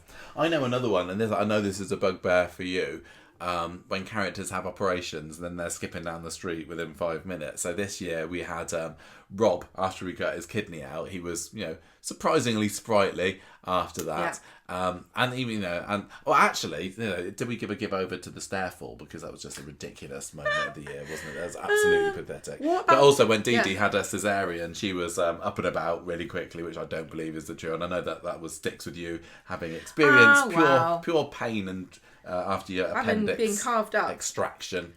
Yeah, I think Rob's stair fall just on its own. What about Carla being held hostage twice in a year and just not really bringing it up?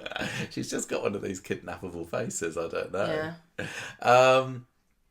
What can we do? Is it Becky, or is Becky just too big for Is it too even broad this? of a topic? Would we have to pick something specific? No, I don't think so. I think we could say the Becky saga in general is a bit of a give over. But I think that they, as part of that, they tried to offer explanations for bits of it. They did. They didn't. They did. They didn't. They did. Okay. I think that there were bits where she and Costello would meet up in a ginnel somewhere, and then there would be the tiny bit of lore dump. No, wouldn't. She'd just go, I'm going to beat up your wife. And he'd be like, go on then, she's ugly, I don't care. Oh, what happened with his Just kid? leave my kid alone. Costello's kid appearing in, 2-3 episodes? That was a build up to now, wasn't it? I know, and like the house... And the Photoshop picture of them in front of the house, and the what 3 words that led Carla to discover what a really nice cupboard that she could sit in. Actually, I'm going to revise that. Carla was kind of kidnapped 3 times because she got kidnapped by Rob and held hostage. Then she got kidnapped by Becky and stuck in a cupboard. Then she got kidnapped by Becky and stuck in a boot. Then she got kidnapped by Becky and stuck in a shipping container. That's all same kidnapper. That doesn't count. If there wasn't Becky, what would be your, what are you feeling towards? No, you tell me what you reckon. No, I ask you. I literally cannot think beyond it. I think that the Doran one is a really strong contender for I think this. The thing that about just Doran doesn't make sense. Is that it keeps cropping up again, and you keep remembering and going, yeah, what is going on with that? Yeah, and it's not like, I'm sure they'll explain it at some point. It's like, this is utterly inexplicable. Yeah. It hasn't been mentioned yet. You can't go back unless they're saying... No, Alina's been in contact with us on a regular basis in the past 12 months. Alina is a compulsive liar. Yeah. I don't know. Do you want to... You tell me. No. If I can't have Becky... Oh. No, I can let you have Becky. Maybe some people are saying, of course it's Becky. Why are you even considering the rest of it? Oh. And Becky was such a big storyline with such a big suspension of disbelief. It's not that it was an extraordinarily audacious idea. It was that they just didn't bother explaining how it worked. It was quite an audacious idea, to be fair. It was, and again, I still enjoyed like 90% of it, but it does feel a bit like watching a magician do a trick, and you're not supposed to ask how it was done. Yeah. You're just supposed to be glad that, he pulled a dove out his arse. You're not supposed to be like, but how did the bird not suffocate? Let's give it to the Becky storyline. Becky's brought from the dead and goes through various credulity stretching plot twists over the course of the next 4 months. Love it or loathe it. Becky back from the dead. All right, that gets the Give Over award for this year. It's got to be. It can't be anything else. No, that's fine. What's up next? You daft Apis. You daft Apis. This is the award where there's not a world away from Give Over, to be honest, but this is where we're just giving somebody a tap over the head with a rolled up newspaper for being a bit of a plonker with a decision that they made this year. Yeah, this is like, no one would do this. This is silly, or this is incredibly out of character for you. Yeah. Or like a human being, given the vast multitudes of opportunities and free will of the universe that we exist in, would not, in a million different iterations of life, ever pick this particular course of action. No, but they did it because soap is built on people making stupid not? decisions and having to face the consequences of it. I'm going to say quite strong contender for me is David arranging for his own hit and run. It's such a drama queen. Yeah, that was I'm such sure a there shame. were other ways that he could have ended that story without trying to kill himself. And it's such a big shame too, because the concept of the episode and him counting down, I'm going to die, I'm talking to myself, that was really great. But the whole concept of why was like, are you cracked? It's because as well it came off of months of them being hounded by these mysterious invisible goons that we had no kind of feeling about because we never saw them. I think also, a fairly strong contender is same story, Mac setting the house on fire. Yeah. Because I panicked. I didn't know what to do. Because why? He'd heard David talking about insurance, getting the insurance money. To actually set your house on fire, which could have then spread to the next door neighbours and killed off Yasmin, which would have been a much more exciting ending. I know, we thought that's where it was going. You also didn't think that the reason you get given money when your house burns down is so you could build a new house, not to pay off gangsters. Yeah. So that's quite a strong contender for me. What else we got? Any others? When Lisa was like, "Oh, Rob's dead now." No, he's not. I just can't find a pulse to save anyone's life. Oh yes, that was a rookie mistake, wasn't it? After he'd had his balcony fall, and she said, she missed the pulse there, just so he could go off and have a go on the run, and then they take a siege. Yeah, that was pretty ridiculous. And then she just left him like, oh, he's dead now. I'll just leave the corpse here. Yeah. I don't like looking at dead bodies. Let's go. Yeah. Also, David becoming a getaway driver. I just keep going back to the Platts and the series of ridiculous decisions that they made last year, just because of these faceless gangsters. But see the difference in how well that worked compared to just David and Shona have a baby, an unborn baby who has medical difficulties, and there's a danger involved in the pregnancy. That is so human and simple and harrowing, and it was such a great showcase of the actors' talent and building them together as a strong couple. Whereas the beginning of the year felt like a sort of panicked attempt to make the Platts relevant by chucking a bunch of soap headlines at them. And the fire, it just didn't work for me. No, it was over too quickly. Yeah, it was. It was too CGI. It should have been a whole week. It was, we've had much better fires than that in Coronation Street, and if you're going to redo a stunt, comparisons to other ones are inevitable. Yeah. And I didn't hate the idea of the one shot through the fire, but unfortunately it didn't work for me. Who else made a stupid decision this year? I mean, most years Alia's going to do something silly, isn't she? And I think last year when she got all affronted by the fact that the firm that she worked for had to defend criminals, had a defence lawyer. Yeah. No, I only defend the innocent. Yeah, well, didn't she quit Fabian's because she was asked to defend somebody who was accused of coercive control, and that made her a bit sad and remember Jeff. What do you think you're signing up for here, love? When you're in a jury, you get to say, I should be recused because this crime has got a personal... But when you're just doing paperwork... It's not like she was trying the case, is it? It's not like she was the lead. She isn't trained properly. Yeah, I think that was a bit of a silly move. I don't think it was right up there compared to some of the others. It is a very Alia thing to do. What about What about when Ardy and that lot decided to take drugs at his party? No, because drugs are bad. Summer's taken loads of drugs. Only losers do drugs. You've forgotten that Summer's a hardened drug taker. I think it was just the fact that Ardy, didn't he kind of beat up and throw Brody out of his party because he brought that LSD there, and he was like, oh, actually. Free LSD, yeah. I think that was a bit of a stupid move, and he certainly lived to regret it, because that was the beginning of the end for poor Ardy, wasn't it? I think maybe Ardy ordering, like, pallets and pallets of brandy and then acting as though he had to sell it all that day was a bit of a daft ape thing to do. What about when Sarah locked that bloke, Eli, in the factory office and got her boobs out for him? I need to catch a plane. No, look at these. That was stupid, and the factory certainly paid for that, didn't it? Yeah, but that didn't go anywhere. That's another, like, off to nothing. Yeah. That came up again later in the year when Eli... I can't remember what he did. He got a Carla arrested or something, and they thought it was Becky. Yeah, but it's the whole like, oh, there's an insurmountable business challenge at the business factory. What should we do? Oh, let's work overtime. Solved it. Yeah. Okay. I'm gonna throw another one into the ring. Another apith of a character, which is George. You know, we love him, but he's made a few stupid moves this year. Number one, proposing to Eileen at Julie's wake. Like, romantic. Choose your moments, man. But I think one of the dumbest moments of the year, and one of my most loathed shots of Coronation Street in 2025, was him with his embalming tongs, all tied up with.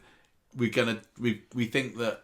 Why did they do it? We think that Eileen's being accused of having drugged Julie, so our best thing to do is embalm her. To hide the evidence, and with no consequences. It was just a bit silly, and the whole thing with Julie's coming back, isn't it brilliant? Haha, surprise, she's got cancer. That did leave a bad taste in my mouth, but at least there were some lovely scenes with her.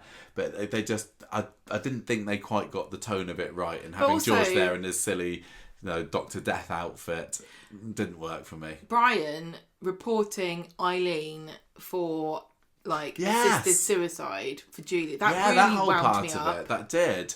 That very much seemed like would Brian do this? No, that was super out of character, and I think it was just there for added drama and intrigue. And oh no, is Eileen going to get arrested?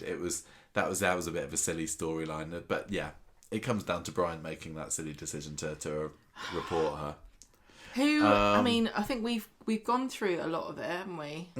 I think Jenny and Daisy feuding with each other, and a lot of it hinging on somebody not choosing to share a key piece of information. Well, I'm going to say mostly Jenny. Sorry, when she got those investments from Greg. And didn't tell Daisy about it. That was the beginning of the end for her. And 6 months later, she ain't in the pub anymore, is she? So that was a bit of a stupid thing to do. I really don't know what to do about this, because I don't feel strongly about any of these. I'm feeling most strongly. I keep going back to the things that are going on with the Platts. Yeah, I was going to say, I think maybe the one that kind of bamboozles me is David going, well, I guess I better just run in front of a car. And I'm not going to just run in front of a car. I'm going to arrange to be murdered by somebody who is willing to go along with it. Yeah, and that stupid decision led to Daisy miscarrying. Yeah. So, she's lost a baby, David. You daft apith. Yeah, you daft apith. You didn't think that would happen, did you? No. But it does goes to show that Max thinking that he could just burn the house down and solve the problems. That's really, really strong. Came from a place of extreme. It's not genetic stupidity, but there's something in the water. Something in the water at number 8. It's just some fumes coming out that sinkhole, Gemma, that's making them. It might be making them do stupid things. Yeah. Well, I don't want to be generic and give it to the Platts in general, because we kind of have done that with some of the other ones, like the saying Becky, but. Yeah, I'll go with David arranging his own hit and run. It's just I think it adds it to me. It makes it worse that they use such a cool storytelling device to tell such a feeble-minded story. And I'm sorry to say that it was feeble-minded, because nobody in their right mind would. No. Especially with a character as kind of strong-willed as David. Yes. He's not a giver-upper. No, and also somebody that we knew would not die. And You know, nobody's watching it going, oh gosh, is it the end of Jack P. Shepherd? Yeah, so he did it to get life insurance, didn't he? That was the plan, but it's just a repeat of the story that happened with Max. I don't think it works like that. Or whenever. Okay, well there you go, David. You're Daft Apith. Still love you. Still one of my favourites, but that's got our award for this year. What's next? Character assassination for people that acted completely out of character in a way that kind of made us tut. Yeah. Characters who we thought kind of less of, or characters who changed one way. I mean, I would say that you might argue the case that Christina got character assassinated this year because if you loved the scheming, manipulative, horrible, uncaring Christina, she was a really uncaring person, wasn't she? She came in as Daisy's mum, like, yeah, you know what, I didn't want you as a daughter, I never really felt that much love for you, and now she's one of the most lovey-dovey, fantastic, sympathetic characters of the street. So it's funny, it really is funny, because it feels as though we're seeing what Christina has always, like, this is what she should have been from the start. This is what happened with Evelyn when they finally worked out how to write for her, and I still think they're floundering with Lauren to do the same thing, because they're like, right, this character had a personality that was based on a storyline, so we had to have Christina be a manipulative, scheming cow. We had to have Lauren be this kind of like really mardy, sad, tragic figure, But now we want to keep the actor because they're really great and people like this character. There's so much potential, but we can't have their personality remain the same because it's just too problematic. So what do we do? I mean, I'm not complaining at all with what they're doing with Christina. I am so thrilled. I love it. I love that they've kept Amy Robbins on. That was one of the best Corrie news this year when we found out that she'd been given a permanent contract. Absolutely love it. And she's, as we said many times before, really giving a kick up the bum to George as a character as well. So, but that's not a character assassination, is it? I think a lot of people are going to say that Lisa really got shafted by the Becky storyline, because if it wasn't supposed to be a story about coercive control and abuse, which is what a lot of Swallow fans... We're not arguing that here. We're not talking about that. So a lot of Swallow fans were hoping that she was being manipulated in an incredibly deep and Machiavellian way by Becky, and it was psychological, torture. But actually, they weren't going down that route with the story. You can read into it that if you want to, but the evidence is not... It's not as cut and dry as it's very broad. Should be, if that's what they wanted. Exactly.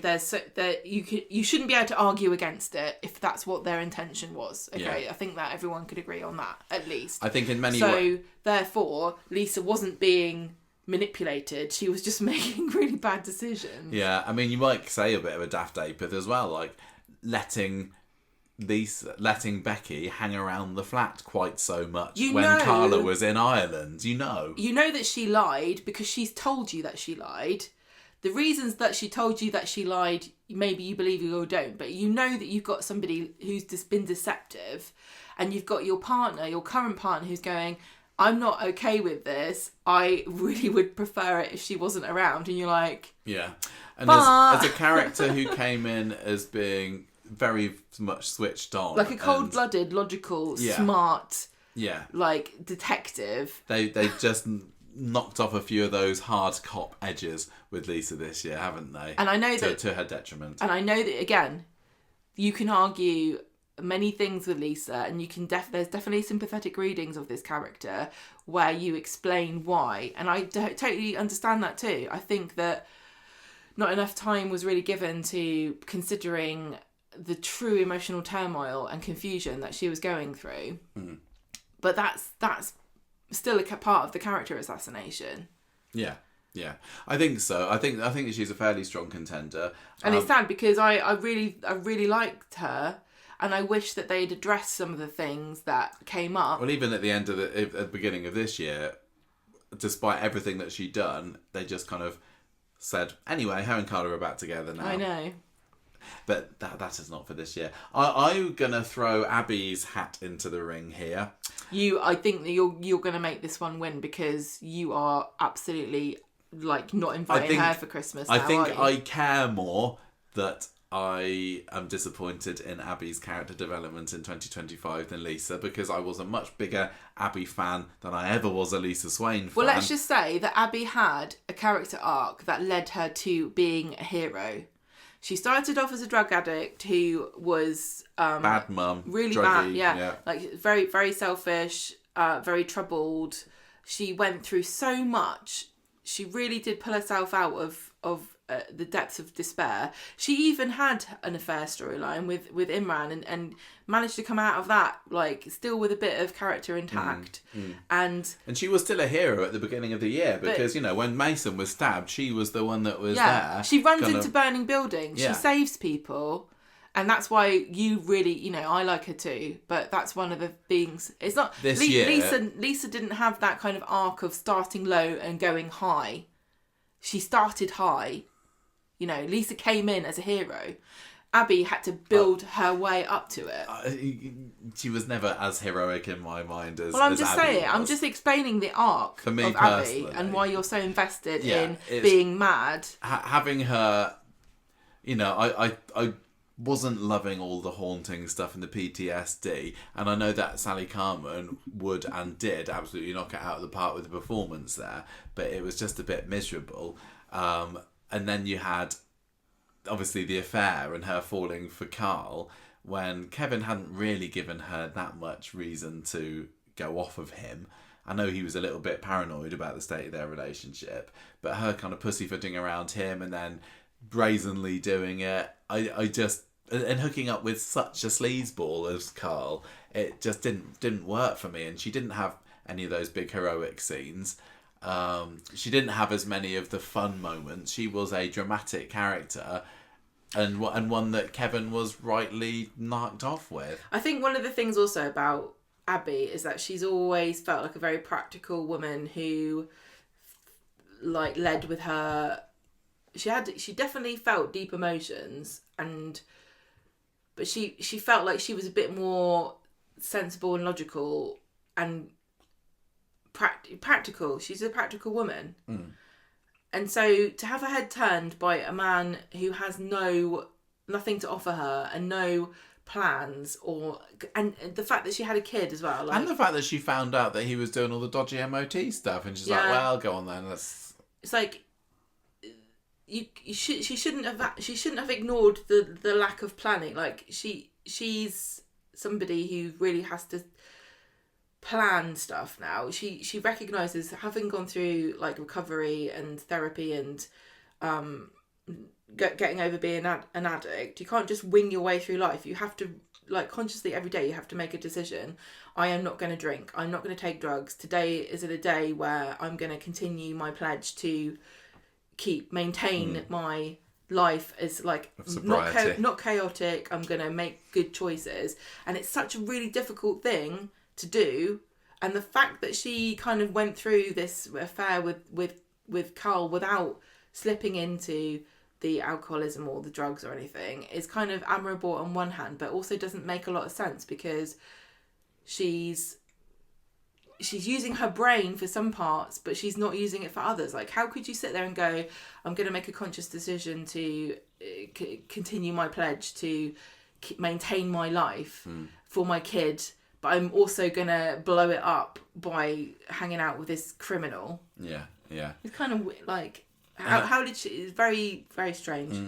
And I'm hoping that, we've seen so far this year, she's obviously found out about what a sleazebag Carl is. She had that lovely scene up on the roof with Kevin. I think that they're already making good headway into redeeming her in my eyes. Oh, I will 100%. I'm desperate to forgive her. Well, I don't think she's going to do anything else. She was a real massive character assassination for me, sadly. A couple of other names that I would like to bring to the table.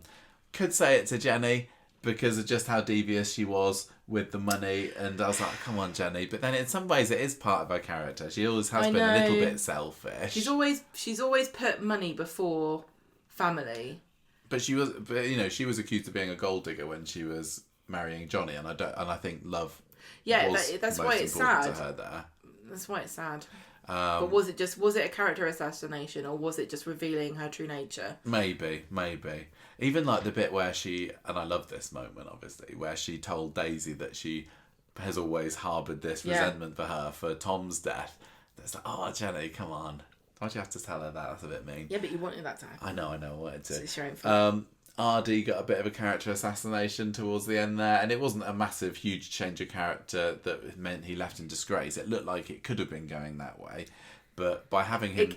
Go on. I was going to say, by having him take the drugs, by having him kind of string Lauren along and make it out that it looked like he was the only... Or make her think that he was only stringing her along... I don't know what I'm saying. Made it look...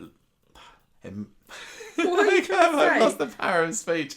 He made her think he was really interested in her, but really he was just saving his own skin because he didn't want her to find out that he'd spiked her, or not spiked her, because it wasn't a spiking. I know that I'm super obsessed with Peep Show, but I think that Ardy revealed himself to be a bit of a mark here. Because when you first start watching Peep Show, you think that Mark is just like a helpless nerd who is super good and cares about his job. But the longer you watch the show, you realise he doesn't actually know what the hell he's doing. And Ardy had that moment where he was talking about pivot tables and spreadsheets, and and all the way through you thought, okay, he's got poor people skills and a lack of experience, but he actually got a business head on him. But then he kind of went completely insane the moment he got left alone by Dev to look after the shop. Failed utterly, just like Mark did when he was in the, trying to do that business presentation for what's his face. Yeah. And just ruined his life because he overestimated his business skills. Yeah. I think he kind of went from being a bit of an idiot, a lovable idiot, to a bit of an idiot in some ways this year. It wasn't huge last year. It wasn't huge enough for me to seriously it's not like make him a contender here against some of the others. But it was a shame that they did blot his copybook a little bit before they went. Yeah, and even having that bit where he slept with Amy and then he was calling Lauren needy afterwards. Do you remember? Yeah, that was bad. I kind of argued, and I still agree, that sometimes I thought that he was the sort of person who would let his mouth run away with him and not realise. I don't think that meant that he was cruel or misogynistic or anything. But we had a big discussion about the meaning of those words are different depending on your experience in life, and that there are definitely some men who that is a massive red flag. Yeah, I don't think it was with Ardy. Maybe Ardy unfortunately parroted something that had a deeper meaning than he intended. Does Rob maybe deserve well, you thought so, consideration? Definitely. I remember you... I just remember he wasn't quite so out and out villainous when he was in the show before. He had a bit more depth. Yeah, he did. And lots of people said that they ruined him by making him Tina's killer, and it's absolutely 100% fair to say that he and Tracy are an absolute dynamite couple, and to blow them up over him pushing Tina off a balcony and bludgeoning her with a pipe, it was a bit of a ruiner for him then. But this year, I mean, you would say that prison would do that to you, which is why I'm a little bit more lenient against what they decided to do with him. At least he's been sitting there seething for years. Let me explain why he's changed. Oh, okay, that makes sense. Whereas a lot of these a lot of the other ones are just like, I don't know. So really, it does seem to be between Lisa and Abby here, doesn't it? Yeah. Now I know that there are people for whom Lisa is the only answer. Yeah, but other people would say, well, no, they didn't assassinate Lisa. She was manipulated. She acted completely the way that you would do were you to be manipulated. Yeah. Can we say Abby Abby is just far because less the problematic option, just because anyone who's watched her in the previous years could have said, I can see a clear departure from her previous making too many stupid decisions. And it doesn't make sense. And this is a Conversation Street award, and we are big Abby fans. So okay, I'm going to move swiftly on while you seem to be going towards Abby there as the winner for that one. How many we have got 2 categories left there. We are onto our penultimate award, and this doesn't build up into anything big whatsoever like the main awards do. It's just whatever order they happen to be in my document here. But we are going to start. We shouldn't have done it this way then, should we? What would you have led up to? There doesn't seem to be like a like the stupidest storyline. The Give Over award, maybe. Okay, well, this is the Rovers. I wish I'd looked at this better. Sorry. Well, I did send it to you. You didn't send it. You sent it to me in a different order because I just checked. Okay, No. Yes, you did. I put it in a slightly different order. I put the I put the new award. You put it in a completely different order. It was not. I put It one. is. I moved one award. No, it didn't, because you got Back of the Taxi is the final one. Yeah, that's what I said. Back in the Taxi is the only one that I have changed. No, because here. all right. Anyway, look. What do you want to do? Do you want to do? Right, we've got 2 awards left. Let's do the Rovers Rubbish Return Award. So whose return to Coronation Street? No, I think we should do that one last. Okay. Because that's quite a strong discussion. We've got Weatherfield Wayfarer, which is where somebody just, like, I don't even know why they do this anymore, because... But I don't think they do it as much. I don't think we've got as strong nominees this year as we've had previous years. It's where they go, this character's leaving. You might not have noticed that they had left if we hadn't mentioned it, because everybody leaves for no reason. But they're going away and they'll come back later. And I think Weatherfield Wayfarer in the past has always been like, what's the most ridiculous reason they've given for a character leaving when they really didn't need to? Like that time after Coronation Street when Roy went off to Peru for a month or so. Like, you could have just not had Roy on screen. Why did you have to make a big deal of him going somewhere? I don't think there were very many choices with this one. I mean, you got Evelyn going off to university, which was explaining Maureen Littman's temporary, fingers crossed, on-off absence. Is it ridiculous to say? But I would say it's fairly ridiculous to say 1 minute she's just evening it up in the Rovers, and then the next she's saying, "Hey, I understand legal paperwork. Hey, I should become a lawyer." Literally, she had a very speedy exit that just wasn't a proper exit, didn't she? It came very, very quickly. An exit. No, it wasn't. It was a I'm not going to be on the show for a little bit. Her deciding out of pretty much nowhere she could be a lawyer actually. That to me is quite a strong contender for Weatherfield Wayfarer. I just don't know whether it particularly counts. I don't know. We also had the biggest one for me was when Bernie went, great wedding, Dev, but I have booked a honeymoon I know what you mean. to go to Stonehenge by myself. That to me, I know that in the grand tradition of Weatherfield Wayfarer Awards that have been going for at least 3 or 4 years on our podcast, that to me stands out the most like a sore thumb. Like, why did she go on honeymoon without him? And was it just because she wasn't really needed during that part of the Asher story? Was it because... Why would she go? It makes no sense. It feels like the actress was off on holiday and they were like, why wouldn't she be doing X, Y and Z? Yeah. The story could have worked with her still in Weatherfield. It couldn't have worked without Dev, so they had to engineer this ridiculous scenario where and it wasn't just, I'm going to go there for the weekend. No, she went for It felt like weeks. 2 or 3 weeks that she was there. Yeah, is there really that much to do in Stonehenge for a few weeks? Love it. Yeah. I mean, I could spend an afternoon there maybe, but no more than that. I think that really does count as a very, very strong contender. I mean, you've got things like Bethany being headhunted by a magazine, which led to her temporary departure for Lucy Fallon's maternity leave, which is just a bit silly, really, isn't it? Carla going to Ireland for a little bit. Carla going to Ireland at a really crucial point in the relationship that then gave Becky a great... Yeah, she knew that Becky was sniffing around and she decided, no, I will go to Ireland for this. What was it? Was it a funeral or something? And it wasn't just popping over. She was away for a few weeks. With her really important Irish family that she loves loads and loads. We had... she hasn't spoken to for years. We had Dev disappear for quite a while at the beginning of the year, didn't we? Which was Jimmy Harkishan saying, "Hey, I've been in Corrie for 20 years now. I think I'm going to have some time out." He's just like... He does it every now and then, doesn't he? But the thing is, you might notice that there are characters that haven't been in the show now for a few months, who might not be in it for another few months, who haven't had an explanation as to why they're not in it. And I'm not going to say who it is, but there are a few. And that's probably for the best. But they haven't gone, well... See you tomorrow, maybe, but I guess you'll be busy with all the things you're doing. Like when Chesney went to sell kebabs at a festival in London at Easter. Where is he now? Yeah, they didn't need to mention that. You don't need to submit your holiday request because I don't know you were there in the first place. Just hand wave it away and say he's upstairs listening to his tapes, and then we don't need to say any more about it. Yeah.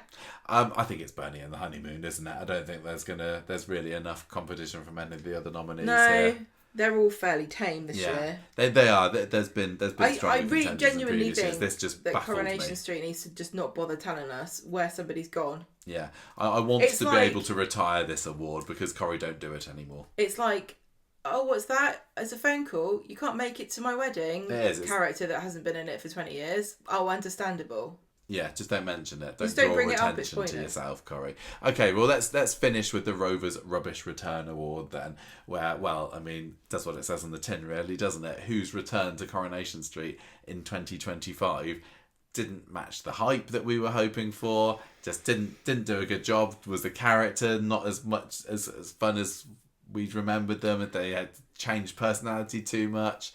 Well, we had loads of returns. There's always quite a few. But a lot of them, to me, were fairly minor, low-key ones. I mean, the biggest return last year was Eva. And the bigger the return, the more they've got to live up to your expectations, especially for a character as strong as Eva. And, you know, I loved her. I thought Catherine Tilsley's such a fun actress. And I remember being so excited when I heard that Eva was coming back. But I can't still, you know, 4 months later, shake that lingering feeling that they haven't done enough with her. They've not lent into what makes Eva Eva. She could be anybody. Well, also the Driscolls absolutely anybody. Yeah, could have come without Eva. Yeah, it makes. Does it make a they difference? paid lip service to her, Toya and Leanne's relationship on the first episode, where she magically waved her wand and stopped that feud, which is another give over, I might say. But it's not a rubbish return. I'm still happy that she's here. I'm just a little bit disappointed that she's not been in the spotlight as much as she could. I can see the argument is that you don't need to do anything to establish her, but you've got to establish the other characters, so she can't have as much screen time. Yeah.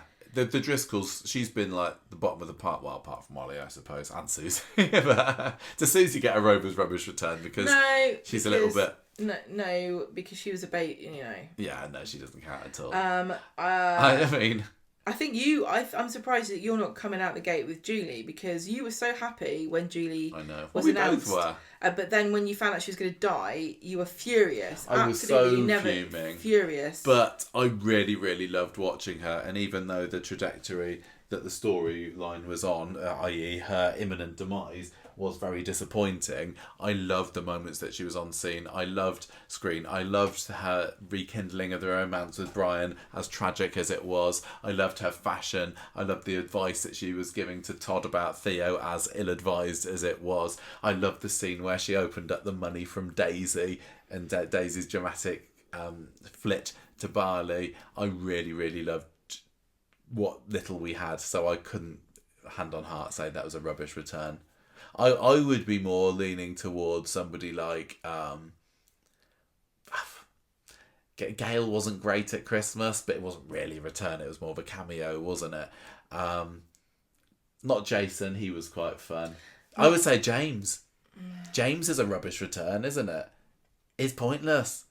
He had a few moments, you know, his biggest moment in 2025 was that reveal that he's been up to all sorts with Carl in bed in Chariot Square, but nobody was asking for James to come back, and nobody's that thrilled that he is back, and he's just not really done much, and I don't think that they've done enough to say, hey, here's why James is back, here's why it's great that he's back. I can agree with that.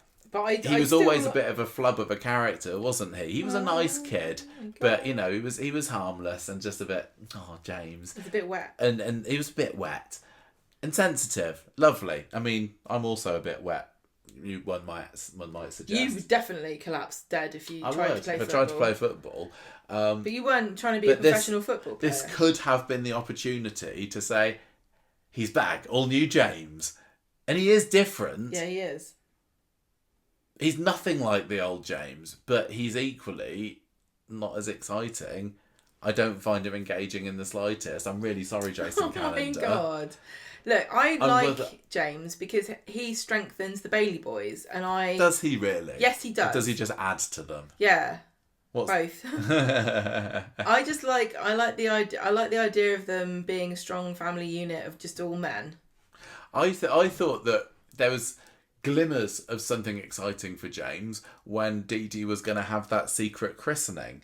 Do you remember? But then that was over and done with within an episode or two.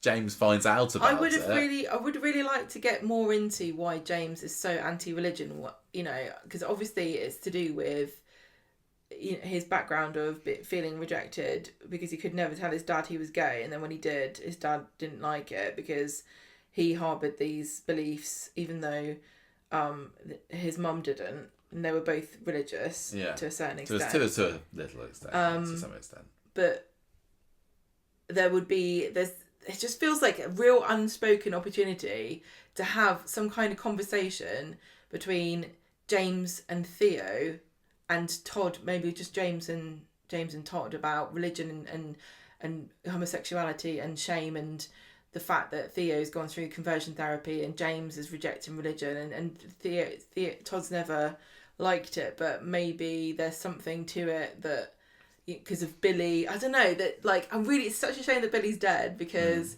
he might have been able to have this conversation with these characters. Yeah. Not that I think that it's really important that gay people accept religion. Of course, it's just an interesting way of the story to develop. It's just an interesting conversation that these characters could have, that real people have in their real lives, that I don't think we've seen on Coronation Street. Yeah, no, you're right, I agree. To get the Rovers Rubbish Return Award, do you have to be excited about it and then let down? Because nobody was excited about James coming back, were they? That's rude.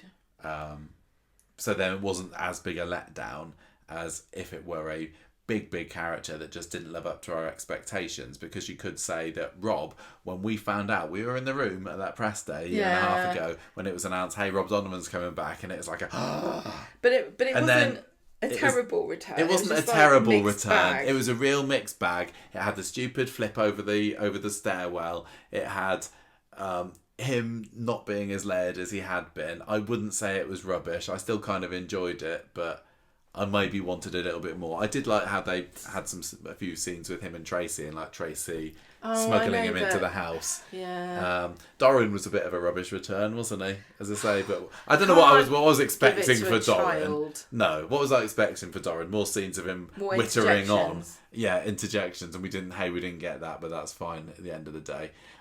Seb's ghostly return was a bit pants, wasn't it? Let's be honest.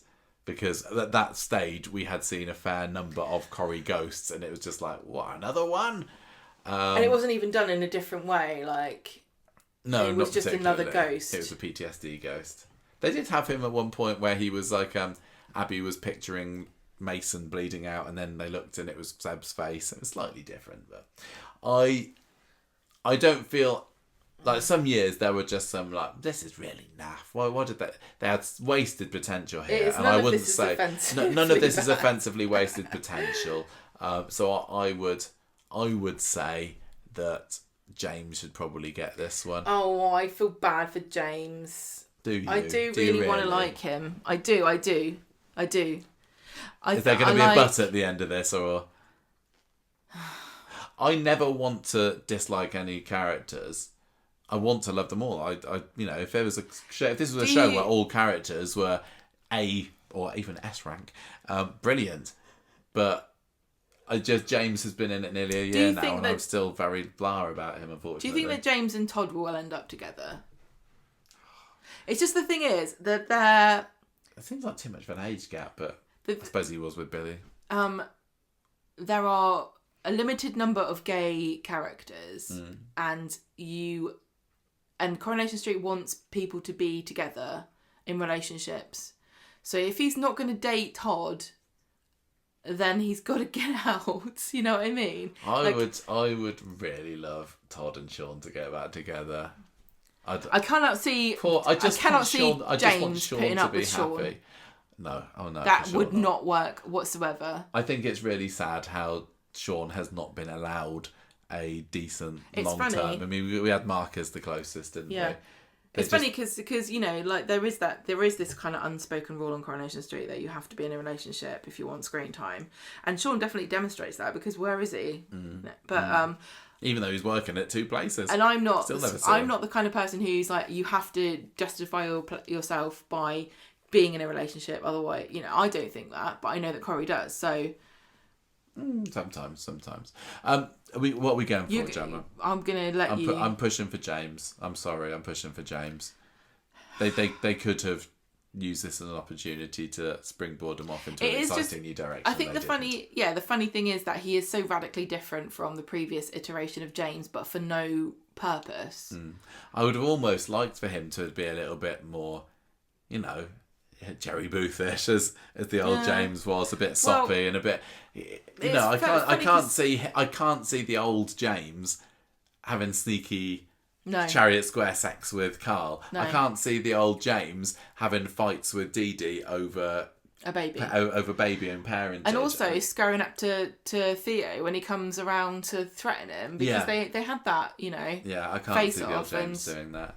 But I mean, I did one thing I did really like. So I don't want this to be a total hate on James. I like some of the scenes when he was sitting in the hospital with baby Layla and he was singing to her. That was quite sweet, actually, wasn't it? I think he's nice. Yeah. Well, there is always time for him to come round. But that's it. That is the end of our Bobbins Awards. I very much enjoyed getting that off my chest, and I hope it was cathartic to some of our listeners as well. But I'm sure, as always, there will be some awards where people are just waiting for us to discuss certain characters or moments or stories, and we forgot about them. If that's the case, write in and tell us. Who do you think was the most rubbish return of the year? Who was the daftest eighth, or which moment would you say, I'll give over, I can't believe Coronation Street did that, that makes no sense, that we just forgot to say? Or maybe we did talk about it and just missed it and you said, no, I think that should be the winner. I would love to hear it. So write some comments if you listen to this on YouTube, email us in, let us know who are your nominations for Bobbins award winners of the year, and we'll read some of them out, I'm sure. Yeah, we will do. We will. Right, Gemma, any final words? No. Gemma has no final words. It's time for us to go. We're going to have lovely chicken Kiev for tea. Can't wait. So, let's go and do it. We'll be back this time next year for more Bobbins Awards, or hopefully maybe a little bit earlier. We will hopefully be... Well, maybe we won't have anything to complain about. Maybe we won't. Maybe that's the dream, that we just cannot do it. But, we managed to go 2 hours, but we still love Corrie, don't we? Yeah, of course we do. It's great. See you next time, everybody. Ta-ra, Bye. ta-ra, goodbye.